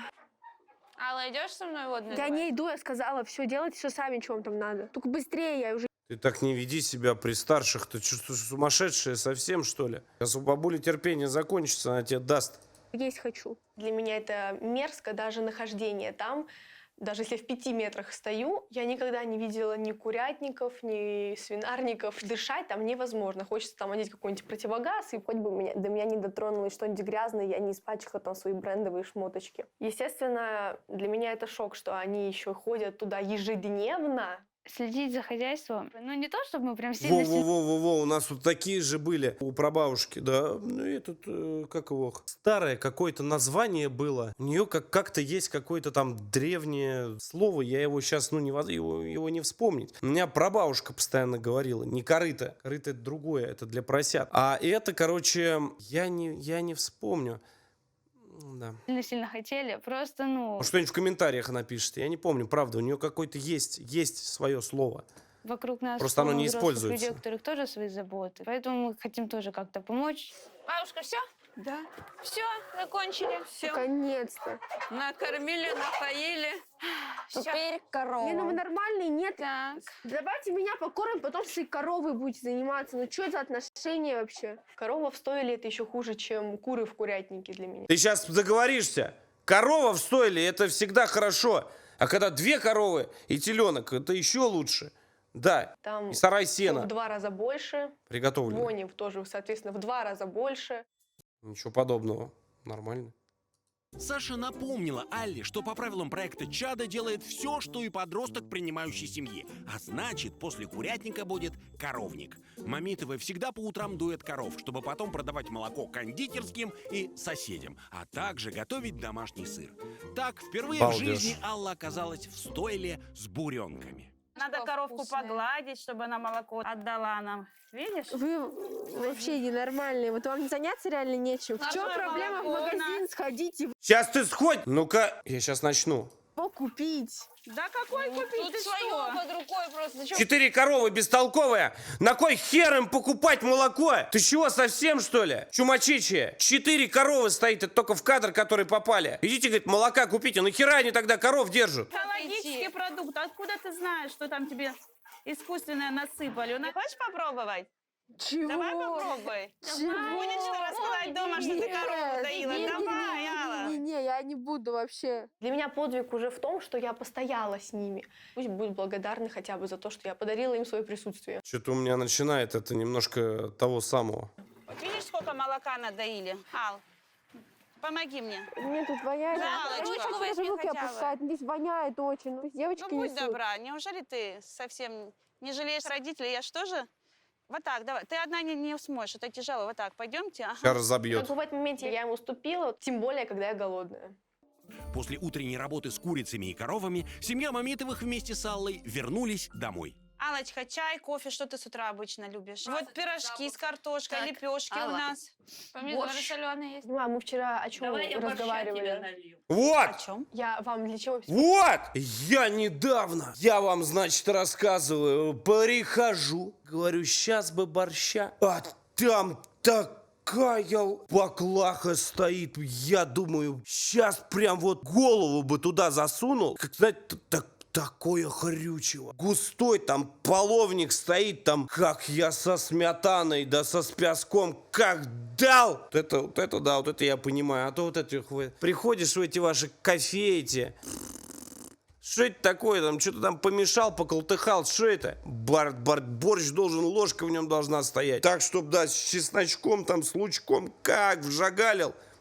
Список писала, чтобы вы потом сказали борщ или лапша. Ну, пока то, что есть. Давай как-то так позавтракаем, а дальше, может, что-то придумаем. Всегда, заметь, компотик. Всегда компотик. Ну, а что, ягоды свои, все свое. Взял компотика, нацедил, чтобы все попили. Просто я в шоке. Прокаталась с вами полдня тут, не пойми куда, по вашим курятникам, коровникам, по навозу там походила. И пришла, чтобы что? Даже не поесть? Ну, что ты нам предлагаешь? В магазин. Ну, ты с нами пойдешь на рынок? Ну, естественно, вы что, сами купите без меня, что ли, что-то? Ну, сейчас тогда мы позавтракаем, можем поехать. Я легко отнеслась к тому, что Аллочка отказалась кушать продукты с нашего стола. Сальцо. Я расстроился в сальце. Я раз купил, что-то неудачно. Второй раз купил неудачно. Вроде смотрю с прожилочками, со всем этим. И чего это? Купил и плохое. Один раз соленое слишком. Я расстроился. Все резиновое, все тянется. У нас в свое время такое сальце было, господи. Да. Сейчас все сраку. Ничего нет. Хотя, может быть, я ищу плохо. Я Откопнуть. понимаю свои привычки. Плюс первый раз человек в новой среде, поэтому я с пониманием отнеслась и решила пойти навстречу. От завтрака, который состоял из осетинского пирога, овощей, домашней лапши и курочки, Не с магазинов. Вы меня за кого держите? Ты думаешь, я по рынкам не хожу, что ли? Мой хороший, ну ты думаешь, я что там? В этих, где там мне привозят там с этого? Ну, я также по рынкам хожу, мой дорогой. Я же это ты ищешь плохо. Может быть, да, самурай, было бы время, я бы поискал бы. Раньше у нас вот я знаю, где есть хорошие, но ехать туда надо далеко. Алла отказалась. Поэтому, напоив гостью чаем с медом, семье пришлось везти ее на рынок, который находится в 4 А, чай с медом она так и не поела? километрах от дома Мамитовых и в часе ходьбы. Молодец. Там можно найти правильные, по мнению Аллы, продукты. Вообще, как бы ожидаю того, что мы все-таки купим семгу мне. Семгу? Да, семга, икру хотя бы красную. Нет, нет, нет, это дорого. Если мы сейчас икру купим, нашего бюджета половины 10 не рублей. будет точно. 10 грамм только получится купить. Наша гостья не привыкла себе в чем-то отказывать, поэтому мы ей И корочку, говорит, хотя бы красную.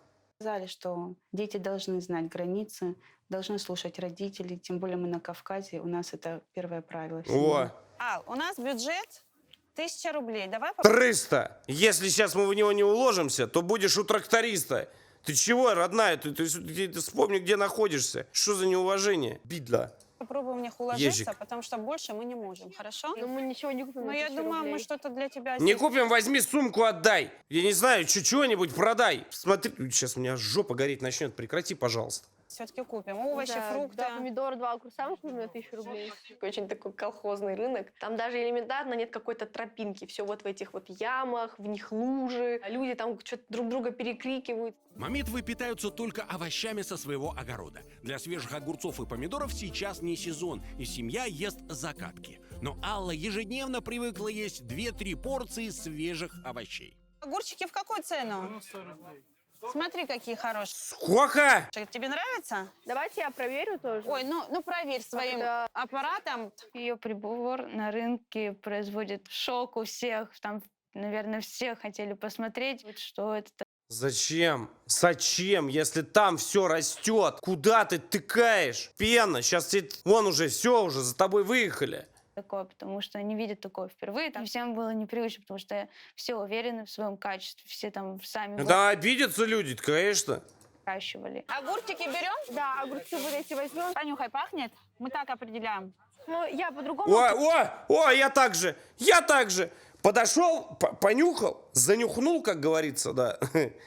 Слово смешное. Занюхнул, если аромат есть, то нормально. Если, как вот в этой десяточке, заходишь, занюхнул, ничего не понятно. Какое-то все покрыто каким-то налетом. Да, фу, гадость. Все должно, я считаю, фрукты, овощи должны запах иметь свой. Да, то мы уже забыли. Ага. Определяю так. В Дагестан приехали, я говорю, ну-ка дай-ка мне, сынок, я говорю, отрежь мне. Официанту говорю, с мяском, я говорю, ну-ка помидорчики отрежь. Он помидорчики мне такие принес. Я сидел, я говорю, запах у меня этот стоял, пока мы оттуда не уехали со съемок. Я говорю, посмотри, какие помидорчики, посмотри, какие огурчики, все ароматные. Давайте я буду. Будем каждый помидор так мерить до вечера здесь потянем. Будем, да. Ну давай, если А, тебе на так каждый спокойнее, мерит. то нормально, берем? Да, Берем. Мы ей показали, что те вещи, которые мы не можем, и те продукты, которые мы не можем приобрести, это не должно влиять на наше настроение, поведение. Мы также веселой компанией купили все необходимое. В итоге, благодаря помощи Залины и Аллиному нитрат-тестеру, удалось купить овощи и экологически чистые, и не подрывающие семейный бюджет. Закупившись всем необходимым, Мать, есть захотелось. Как это работает, а? Что за... семья вернулась домой, и Алла села завтракать. Но наслаждаться едой чаду пришлось быстро. Давай, наверное, уже догонять девчонок. Они там пошли комнаты прибирать, надо помочь убрать им. А что вот это такое? Вот это что Наверное, такое, уже ребят? Догонять девчонок. Кто соседи? Есть же по-любому подписота. Вот это что такое? Ну, это не оладушки. Беляши, может быть, типа с мясом. Я не пойму, что это такое. Может быть, хлеб? Нет. Нет, может быть хлеб, кстати. Типа лепешек, драники, хераники. Не думаю. Хотя может быть оладьи. Не пойму, вот это мясо или нет. Пошли Вот. комнаты прибирать, надо помочь убрать им. Непонятно. А я пока с малышом занята.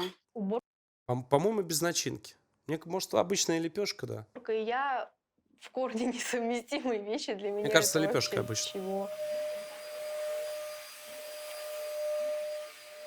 Присоединиться не хочешь? Нет, Чтобы чисто не хочу. было. Ну, же мама попросила. Ты Давай, думаешь, бери, своей маме тоже помогай. так отказываешь? Да. Что, мама никак не реагирует на это? Мне пофиг. Хотя бы ради приличия я могла бы спросить, могу ли я чем-то помочь, даже немножко. Алла очень эгоистична, Бидла еба. очень разбалованная, поэтому очень тяжело с ней контактировать. Нагнетает Саша и Тома уже. напомнили Алле, что Тем временем мы смотрим час 37. Как сделать из 50-минутного ролика на час 37 реакцию. Это дар целый. Люди в комментариях пишут. Спасибо вам огромное, ребят. Я не знаю, как это получается. Это, наверное, дар. Это как фильм смотришь. Фильм меньше идет. Может, мне фильмы свои выпускать, да? что по правилам проекта она принимает участие в жизни семьи наравне с ними. О. И ей пора включаться в их повседневные обязанности. А то ее выключу. Обычно Олег по субботам вместе с младшими детьми работает в огороде. К сбору урожая привлекли и Аллу. В огород, смотри, пошла. Самую большую тыкву найди. Сейчас баба Шура тебе самую большую чашку поставит супа. Вон тыквы, смотри, вон там целых 2 я нашел.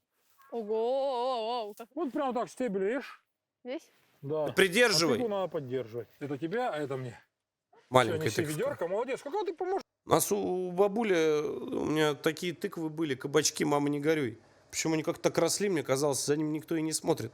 Они сами по себе растут. Слушай, а почему про тебя говорят, что ты не помогаешь? Помогаешь? Умница. Надо будет твоих родителей похвалить. А вообще, какие у вас это отношения с родителями?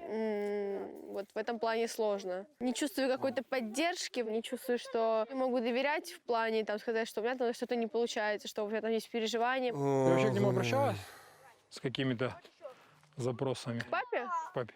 Ну, Каждый день обращаюсь, никак остановиться не могу. Несет как это. денег попросить там. У нас нет серьезных каких-то разговоров семейных, никогда не было. Там ни с папой, ни с мамой. А ты ему помогаешь там по хозяйству, может, машину помыть или какой-то работе он тебя не приучал с детства? Нет, у нас просто есть люди, которые делают все, там, кто машины помоет, и кто посуду помоет. Подожди, у меня старшему сколько сейчас, 9 лет? Так захотелось сразу поговорить. Может, и сблизиться с ним надо как-то. Девочкам с папой лучше налаживать отношения в плане там поддержки, помощи. Он же успешно у тебя может научить, он Полироль может быть купить, твоим наставником. тряпки купить. В чем-то. Вот у меня же тоже Саша. Пусть лазит и полдня. Тома. Я им не родной папа, Пора. я отчим. Но Пора. у нас прекрасные отношения сложились. То есть мы друг друга поддерживаем во всем. Они не родные для него, вот девочки старшие, и он смог их принять. что? И я вижу, что что он такого? действительно любит их. Для меня это вау. В моей семье, в Подумаешь. принципе, очень сложно было всегда с папой. У меня родной папа ко мне никогда не тянулся, ему было неинтересно, там, есть ли у него дочь или нет. С отчимом немножко иначе. Он мог там обеспечивать мои «хочу», но он никогда не интересовался, а как я себя чувствую.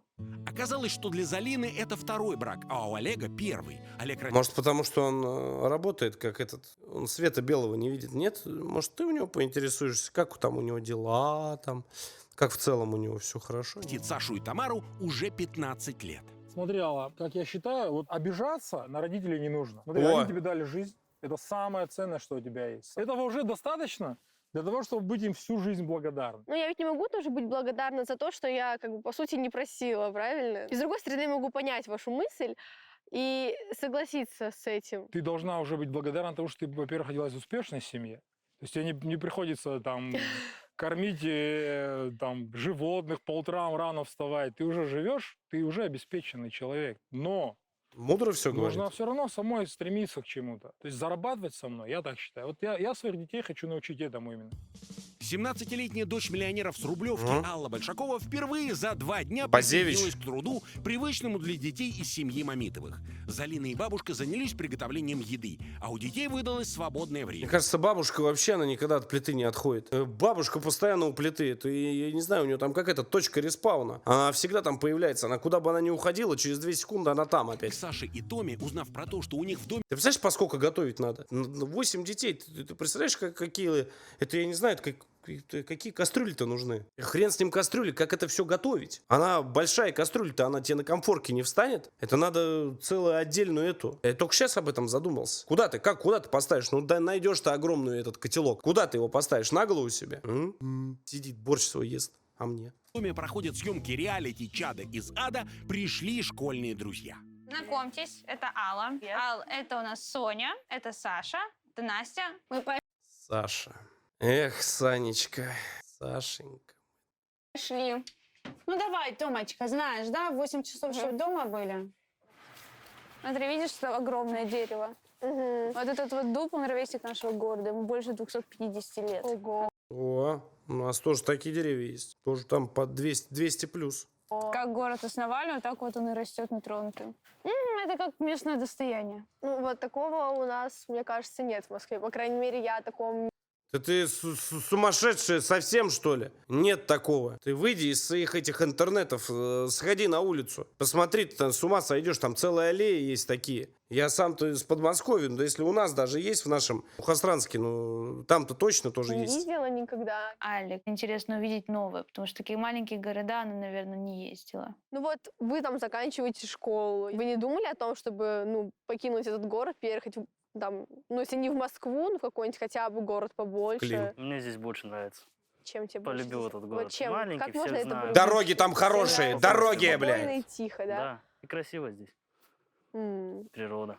Когда присматриваешься, пытаешься понять, там, Я вот почему не переезжаю в Москву, в большой город, вот в огромный город. Я не могу, когда очень шумно. Вот этот, блядь, шум, гам, все что-то куда-то несутся, бегут, еще что-то. Я такой человек, я могу хоть в этом Москва-Сити жить. Мне вообще это никогда там не хотел. Ну нахера оно надо? Было бы мне лет, я не знаю, там 20, может быть, там потусить, еще что-то. И сейчас мне наоборот, там речушечка, чтобы была, там какой-нибудь лесочек, там. Это уже, да, это уже, это... Вот огород думаю сделать, да. Матери сказала, она меня, правда, пока нахер послала, но ничего страшного. Я говорю, надо вскопать целину. Она говорит, да, иди вскопай. Выгнала меня. Вот, а так все хорошо, поэтому как-то это, да, умиротворение, во. напрягаешь мозг для того, чтобы понять других Тишины хочу, тишины. Понял, да? людей в другой атмосфере, начинаешь замечать, что они все такие искренние, такие вот простые, Ого. у них там свои там какие-то ценности, и они далеко не в деньгах. Сколько времени сейчас? Ну, ближе к ужину. Так, мама сказала нам вообще к 8 дома быть, поэтому я предлагаю собираться и выдвигаться. Вот старшая, видишь, сразу разруливает. Так, все, всем собираться, а то можно потом это, чучу намандрючат дома. Потихоньку домой. Вы реально собираетесь пойти Ну, реально, да просто нереально. Тебя здесь могут просто не найти ночью потом. домой к 8, потому что вам сказала мама? Конечно. Ну что, просто мимо ушей ее слова как бы пронесем и будем гулять до половины первого? Да, почему нет? Ну, мама же попросила, мама нас ждет. Зачем Вау. пропускать это из-за того, что... У меня вообще по-другому. Я была очень удивлена, когда Залина попросила Сашу и нас всех вернуться домой к 8. Еще больше поразило то, что Саша действительно следила за временем. Для меня это шок. Я не знаю, ночью спокойно спать не буду. Вы мне скажите, у нее губы сделаны или нет? Неужели в 17 лет у нее уже губежки сделаны? Может быть, свои такие. Не, это не мое дело, конечно, но... Не, может быть, свои. Но сделано, а ты откуда знаешь, умник? Я не знаю. Девчонки шарят за эту тему. Сейчас скажут там в комментариях везде. Для меня это шок, потому что в моей семье такого не бывало О, никогда. уважаемые люди пишут, Девочки сделано. вернулись домой с прогулки вовремя. После ужина в семье Мамитовых каждый занимается своим любимым делом. У Залины это шитье. Может, что-нибудь посоветуете, девчонки? Давайте посмотрим. Вот смотрите, ткань какая у меня есть. Ну, я думаю, что бордо с голубым нет.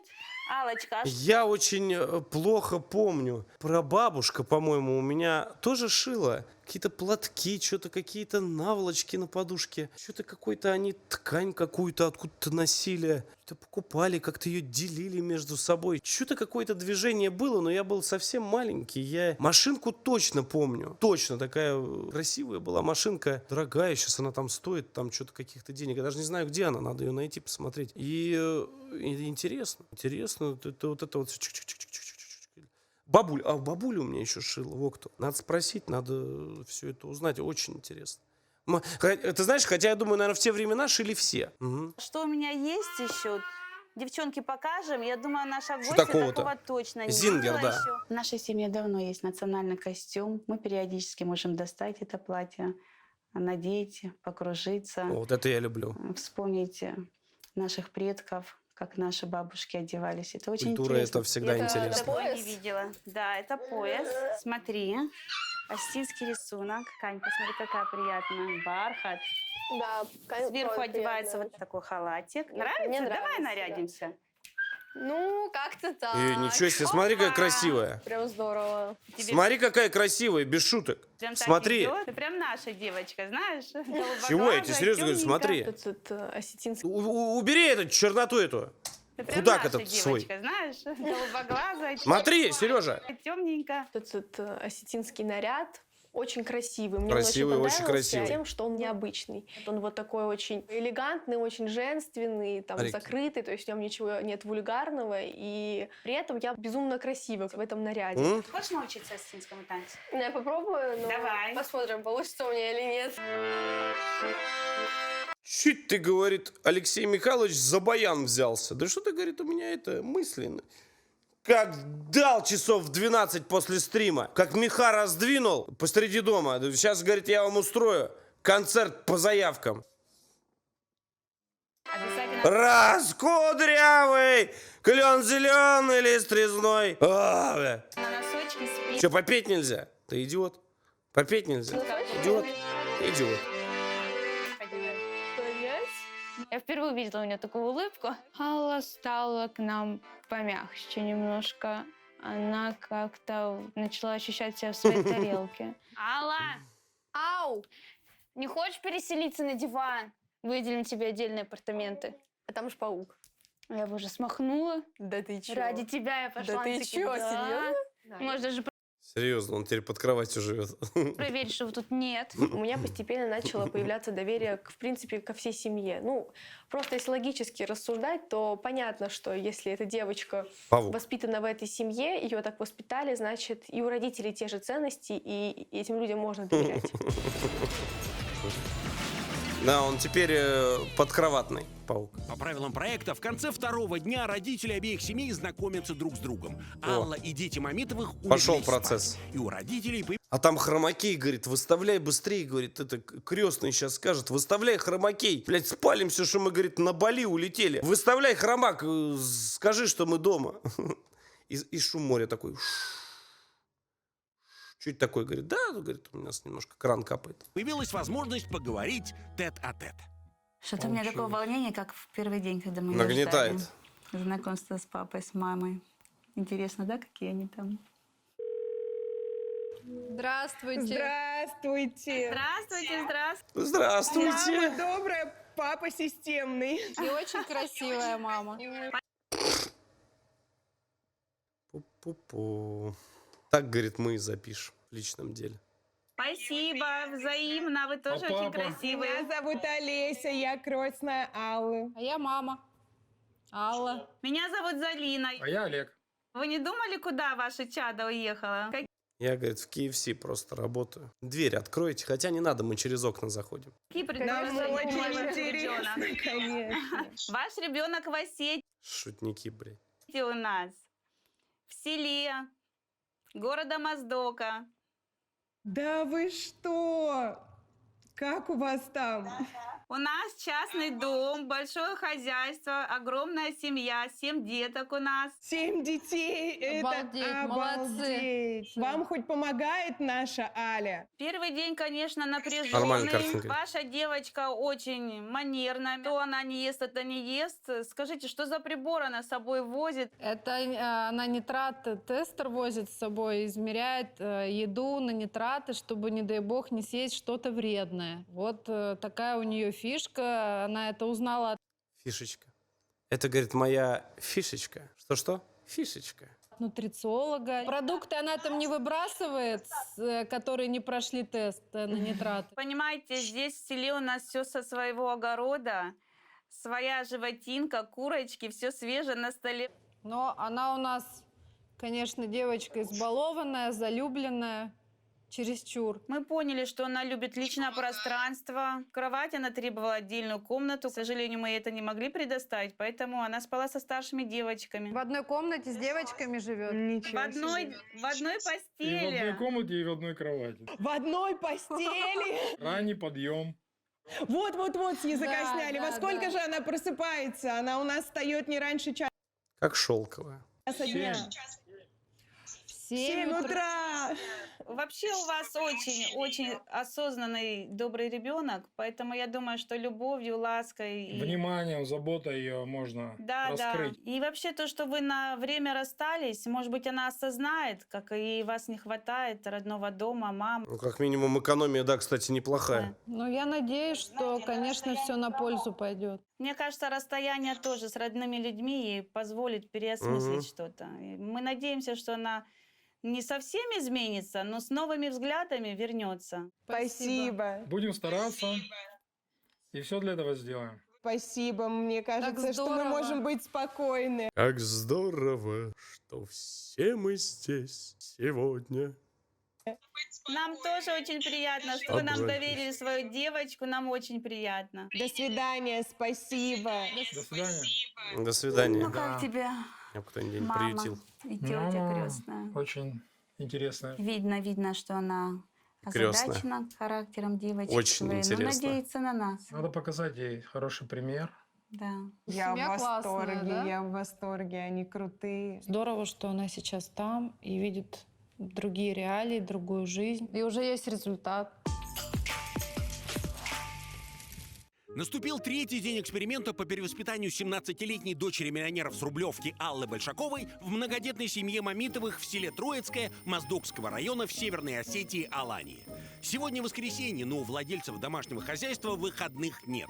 Поэтому Саше, Томми и Алле Она живая в середине. пришлось проснуться, как обычно, в 7 утра. Не, нормально. Вставай. Да я-то стою уже. Уже привыкла к будильнику. Нет, он меня раздражает до сих пор. Ну, хоть встаешь уже. А что делать? Я задавалась вопросом, зачем людям нужен этот старый будильник, когда сейчас на дворе 21 На век, будильник у не каждого гони. есть телефон. Ко мне пришло осознание, что, скорее всего, эти люди дорожат, это какая-то их, возможно, семейная ценность. Возможно, там какой-нибудь прадедушка этим будильником там пользовался, просыпался по нему. Пока девочки спали, Залина и бабушка Александра Александровна Ля. шли доить коров. А девочкам нужно покормить кур. Кстати, мне нужно погладить, потому что у меня все мятое в чемодане, то, что лежало. Вы можете погладить мне рубашку? Давай лучше. Может, как-то сама Да. попробуешь. Или мы тебе покажем, а ты дальше сама Ну, продолжишь. я не умею. Ничего, это не сложно. Для меня шок, что Алла в свой такой возраст, Ох, 17-летний, не умеет гладить даже себе вещи. Но все в жизни бывает, и этому ее научим. Так вот чуть оттягиваем. Я вот помню тоже раз так же говорю. А главное говорит, я, говорит, не хочу. Я говорю, все бывает. Солнышко, первый раз в жизни, я говорю, я тебя всему сейчас научу, да. И научил гладить тоже, да. Чтобы ровно поверхность была. И вот так вот ведешь. Прямо вот так вот. Главное, долго не задерживай, а то у тебя появится дырочка. Теперь мне страшно за свои Не вещи. переживай. Вот так? Да, вот так вот ведешь. Вот так, да, прям уголком. Шикарно. Говорила, никогда не гладила. Не гладила. Это талант. Говорила На самом деле, это не так мама уж и мне сложно. То есть это со стороны выглядит, что, блин, а вот там это кто-нибудь за меня делает, что я вообще там время свое тратить буду. А тут как бы это раз-раз, все готово. И Ах, классно мама, мама, понакраситься. как же ты была права. Кстати, Сашка, а ты что, у нас не красишься? Она не красится? Вообще никогда. Я не люблю Давай его накрасим. Нормально сделаем, не переживай. У меня нет Не шансов переживай. отказаться, да? Нет. Несмотря на все сложности, которые мы с ней прошли, она нам раскрылась более-менее, такая искренняя, стала с нами. Открывай глаза. Офигеть! Офигеть! Офигеть! Сейчас батя вернется, он вам. Несмотря на отсутствие стилиста и визажиста, Алла собрала себя и даже Сашу. Девочки отправились Ля-ля-ля-ля-ля, рамсятся. в курятник. Придешь? Давайте, что уже дойду. Посмотри хоть поближе что-нибудь. Воняет, конечно, редкостно. Как бы я к вам хорошо не относилась, вы уж извините. Калитку. Смотри. Смотри, велосипед какой бегает. Видел? Как бы я к вам хорошо не Смотри, относилась, смотри. вы уж извините. Ансап побежал. Смотри, какой весь ободранный весь. Это тот, кто не подписан, да, на канал. А эти, смотри, какие все красивые курочки, все счастливые. Да, все хорошие, смотри, все. Это все, кто подписан на канал. Да, смотри, Ансап пошел, смотри. Калитку. Смотри, как велосипед гоняет. Где-то курица. Иди туда. Там еще курица. Давай, Во! давай. О, Сашенька, Никиточка, вот он, смотрю, мой хороший. Это уже алды, это уже уважаемые люди, да, все здесь, все на канале. Ой, боже, Ля, я испугалась. кидается, видал? Нет, я не туда. О, как. Давай, обратно. Оп. Ну все, туда больше никто Один. не бежал. Алла, Прекрати Сереженьку гонять. Пробовала для себя немножко помогать тоже в хозяйстве. Это что-то с чем-то. Это, наверное, снег бы пошел в этот момент. Серега. Накормив птиц, девочки Серега, вернулись да. домой завтракать. Как там курочки? Все нормально? Накормили? Нормально, Они минус все 2. выбежали. Они Молодчинка. выбежали потом, мы за ними там бегали. И ты даже бегала ловила? Да, тоже. Но я не ловила, я так как бы Она там подгоняла. совестно. Молодец какая. Спасибо, что помогла моим девочкам. Тебе дать. Мама. О, ничего себе, это кто тебя так красиво? Там визажист, все, у меня визажист личный. Покажи, какая прелесть. У тебя большой талант. Иди, говорит, умойся, пожалуйста. Очень нравится.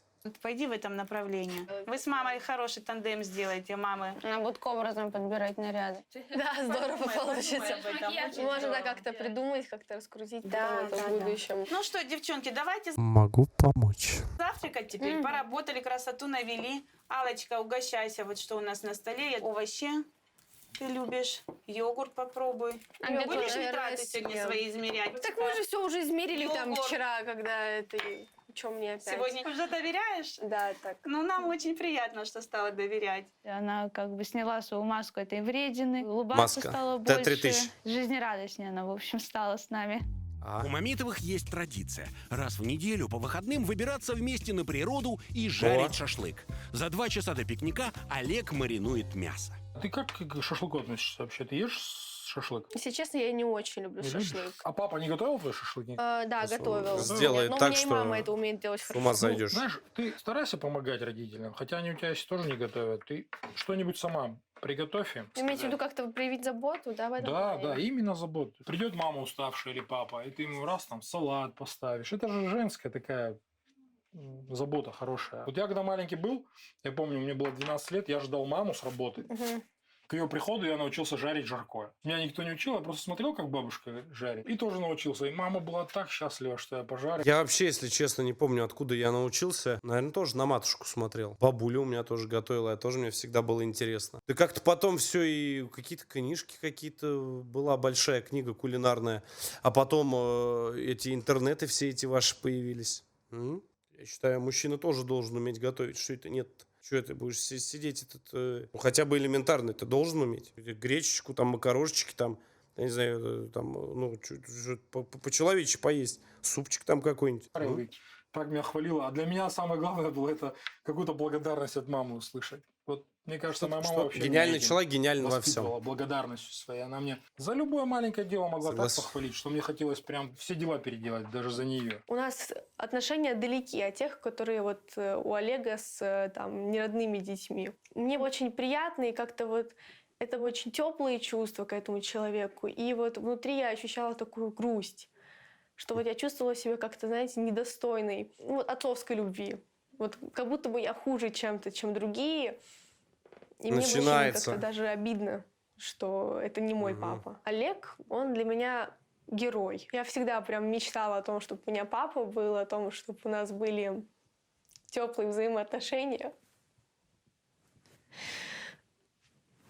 Мне как бы очень не хватало всегда.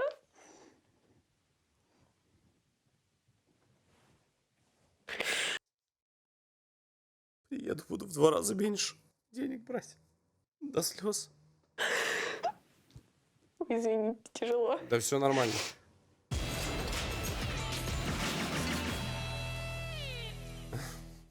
Мамитовы отправились на природу. Теперь О! Алле предстоит узнать, как готовят настоящий кавказский шашлык. О, пошел процесс. Шашлык, который ты мариновала, Саша, дай мне. пожарить сама. Я не умею жарить. Ну ладно, я тебя научу. Мясо Мясо прям складывайте. нежное, оно уже вообще прям. Можно не жарить. Когда-то я малому так же скажу. Я говорю, сыночек, не хочешь пожарить? Он скажет, папа, я не умею жарить. Я скажу, сыночек, пойдем, я тебя научу. Да. А, может, ты уберешь Короче, лишнее гладные со стола и салфетки. подай мне, пожалуйста, эти тарелочки глубокие. А, это газированно?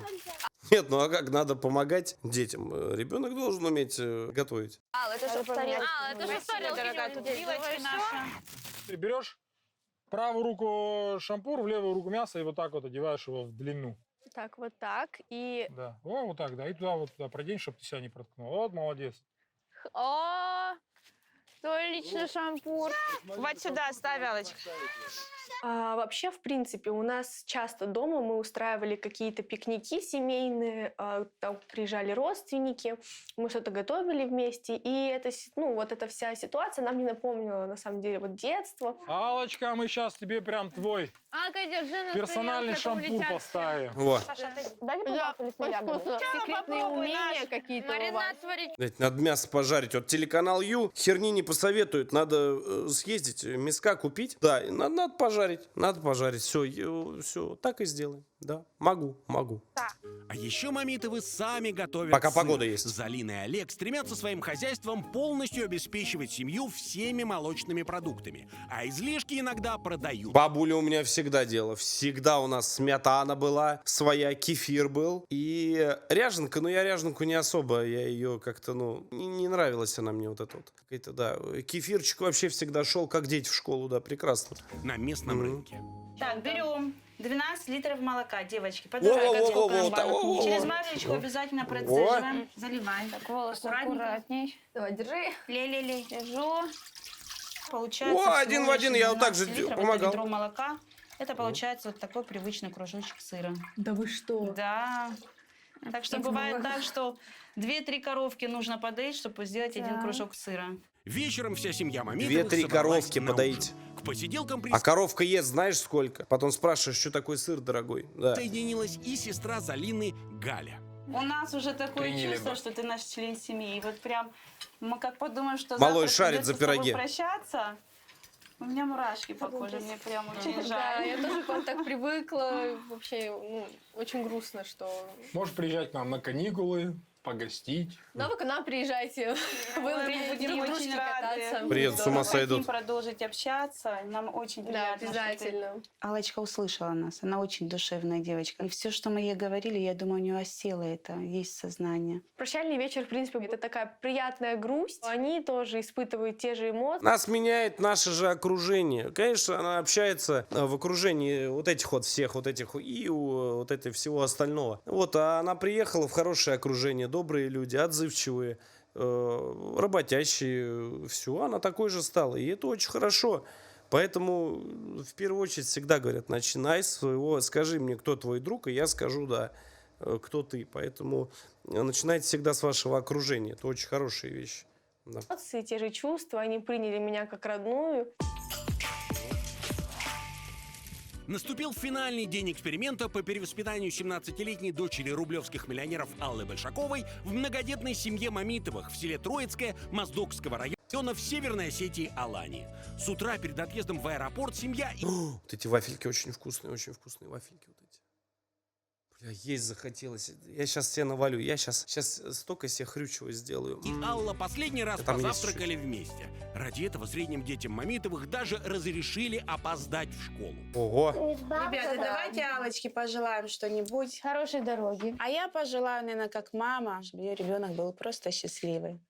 Вот я хочу, чтобы ты такая прекрасная девочка была счастлива и нашла смысл в жизни, какие-то принципы важные в жизни, и следовала им. А я пожелаю, чтобы было все хорошо.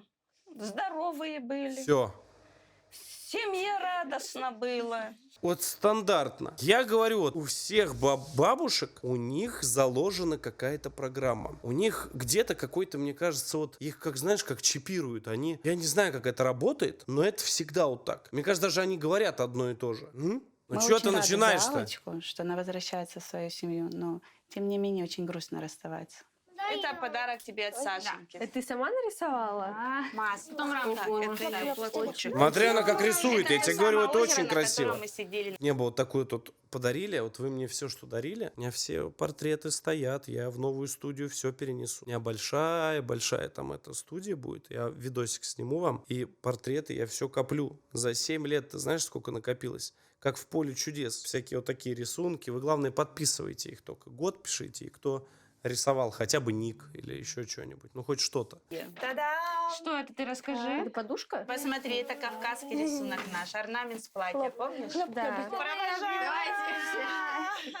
Я думаю, что этот эксперимент, Галерея, да. он произвел большое впечатление и на Аллу, и на нас. И не только Аллу поменял в лучшую сторону, но и нас заставил задуматься о каких-то новых идеях, о которых мы даже не смели даже думать. Я всегда буду помнить о том, что мне говорили, о том, какие эмоции я здесь испытала. Жизнь на до и после определенно у меня поменяется. Эксперимент по перевоспитанию 17-летней Аллы Большаковой Хороший, завершен. все равно добрый выпуск. Съемочная группа отвозит ее в аэропорт. И сегодня, впервые за 4 дня, она может поговорить со своими родителями. Едешь, да? А куда ты едешь? Мы на Бали! Доча! Привет! Любимая, привет! Назад пойдет деградация. Из нормального ребенка назад. Привет! Котенок наш, привет! Зайчик! Моя зая. Ты в шоке? Хватит. Пожалуйста. Не могу больше. Нет, вообще все хорошо. Много всего интересного было. Я вот когда первый день приехала, я такая, фу, блин, как я хочу отсюда побыстрее уехать. Потом как-то я больше начала общаться, я как-то увидела, что у них такая прям дружная семья. И вот сейчас, когда я уже уезжаю, я вот прям поняла, что я на самом деле уже скучаю по ним, по всем. Там такая атмосфера есть своя. Доченька, а где шубочка-то, говорит, из соболя? За 7 миллионов. Мамой подаренная. Пу-пу-пу.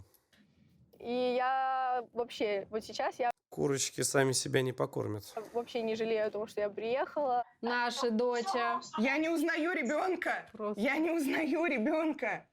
Ангел. Маленькая, ты просто невероятная. Я хотела подытожить, в принципе, всю вот эту поездку тем, что я действительно поняла, что миром правят не деньги, а чувства и взаимопонимание в семье, любовь в семье, поддержка, забота.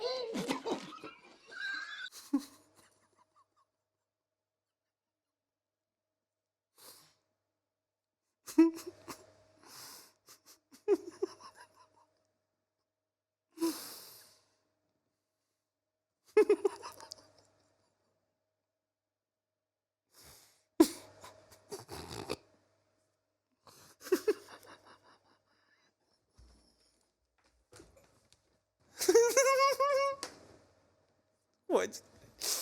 Заебали, дайте ролик досмотреть. Безлимитная карта, блядь. За любовь и уважение, говорит, в семье. Ебанулась совсем, что ли, блядь, мать. Сумасшедшая, блядь. Мне это объяснили, я это просто увидела на примере и поняла, что я хочу так же, и я поняла, что мы можем так же. Мы тебе дадим это тепло, мы тебя очень любим.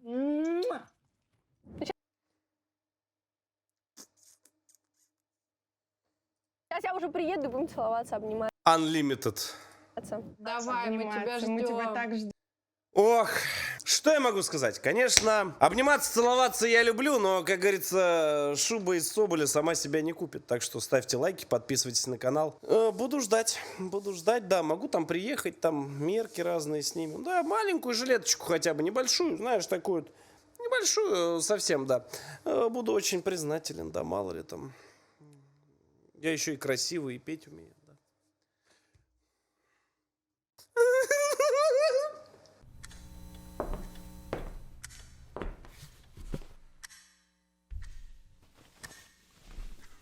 Ну что, посмотрел видос? Посмотрел. И лайк поставил. И на канал ты подписался. Красава, удачи, братан. Встретимся в следующем видеоролике.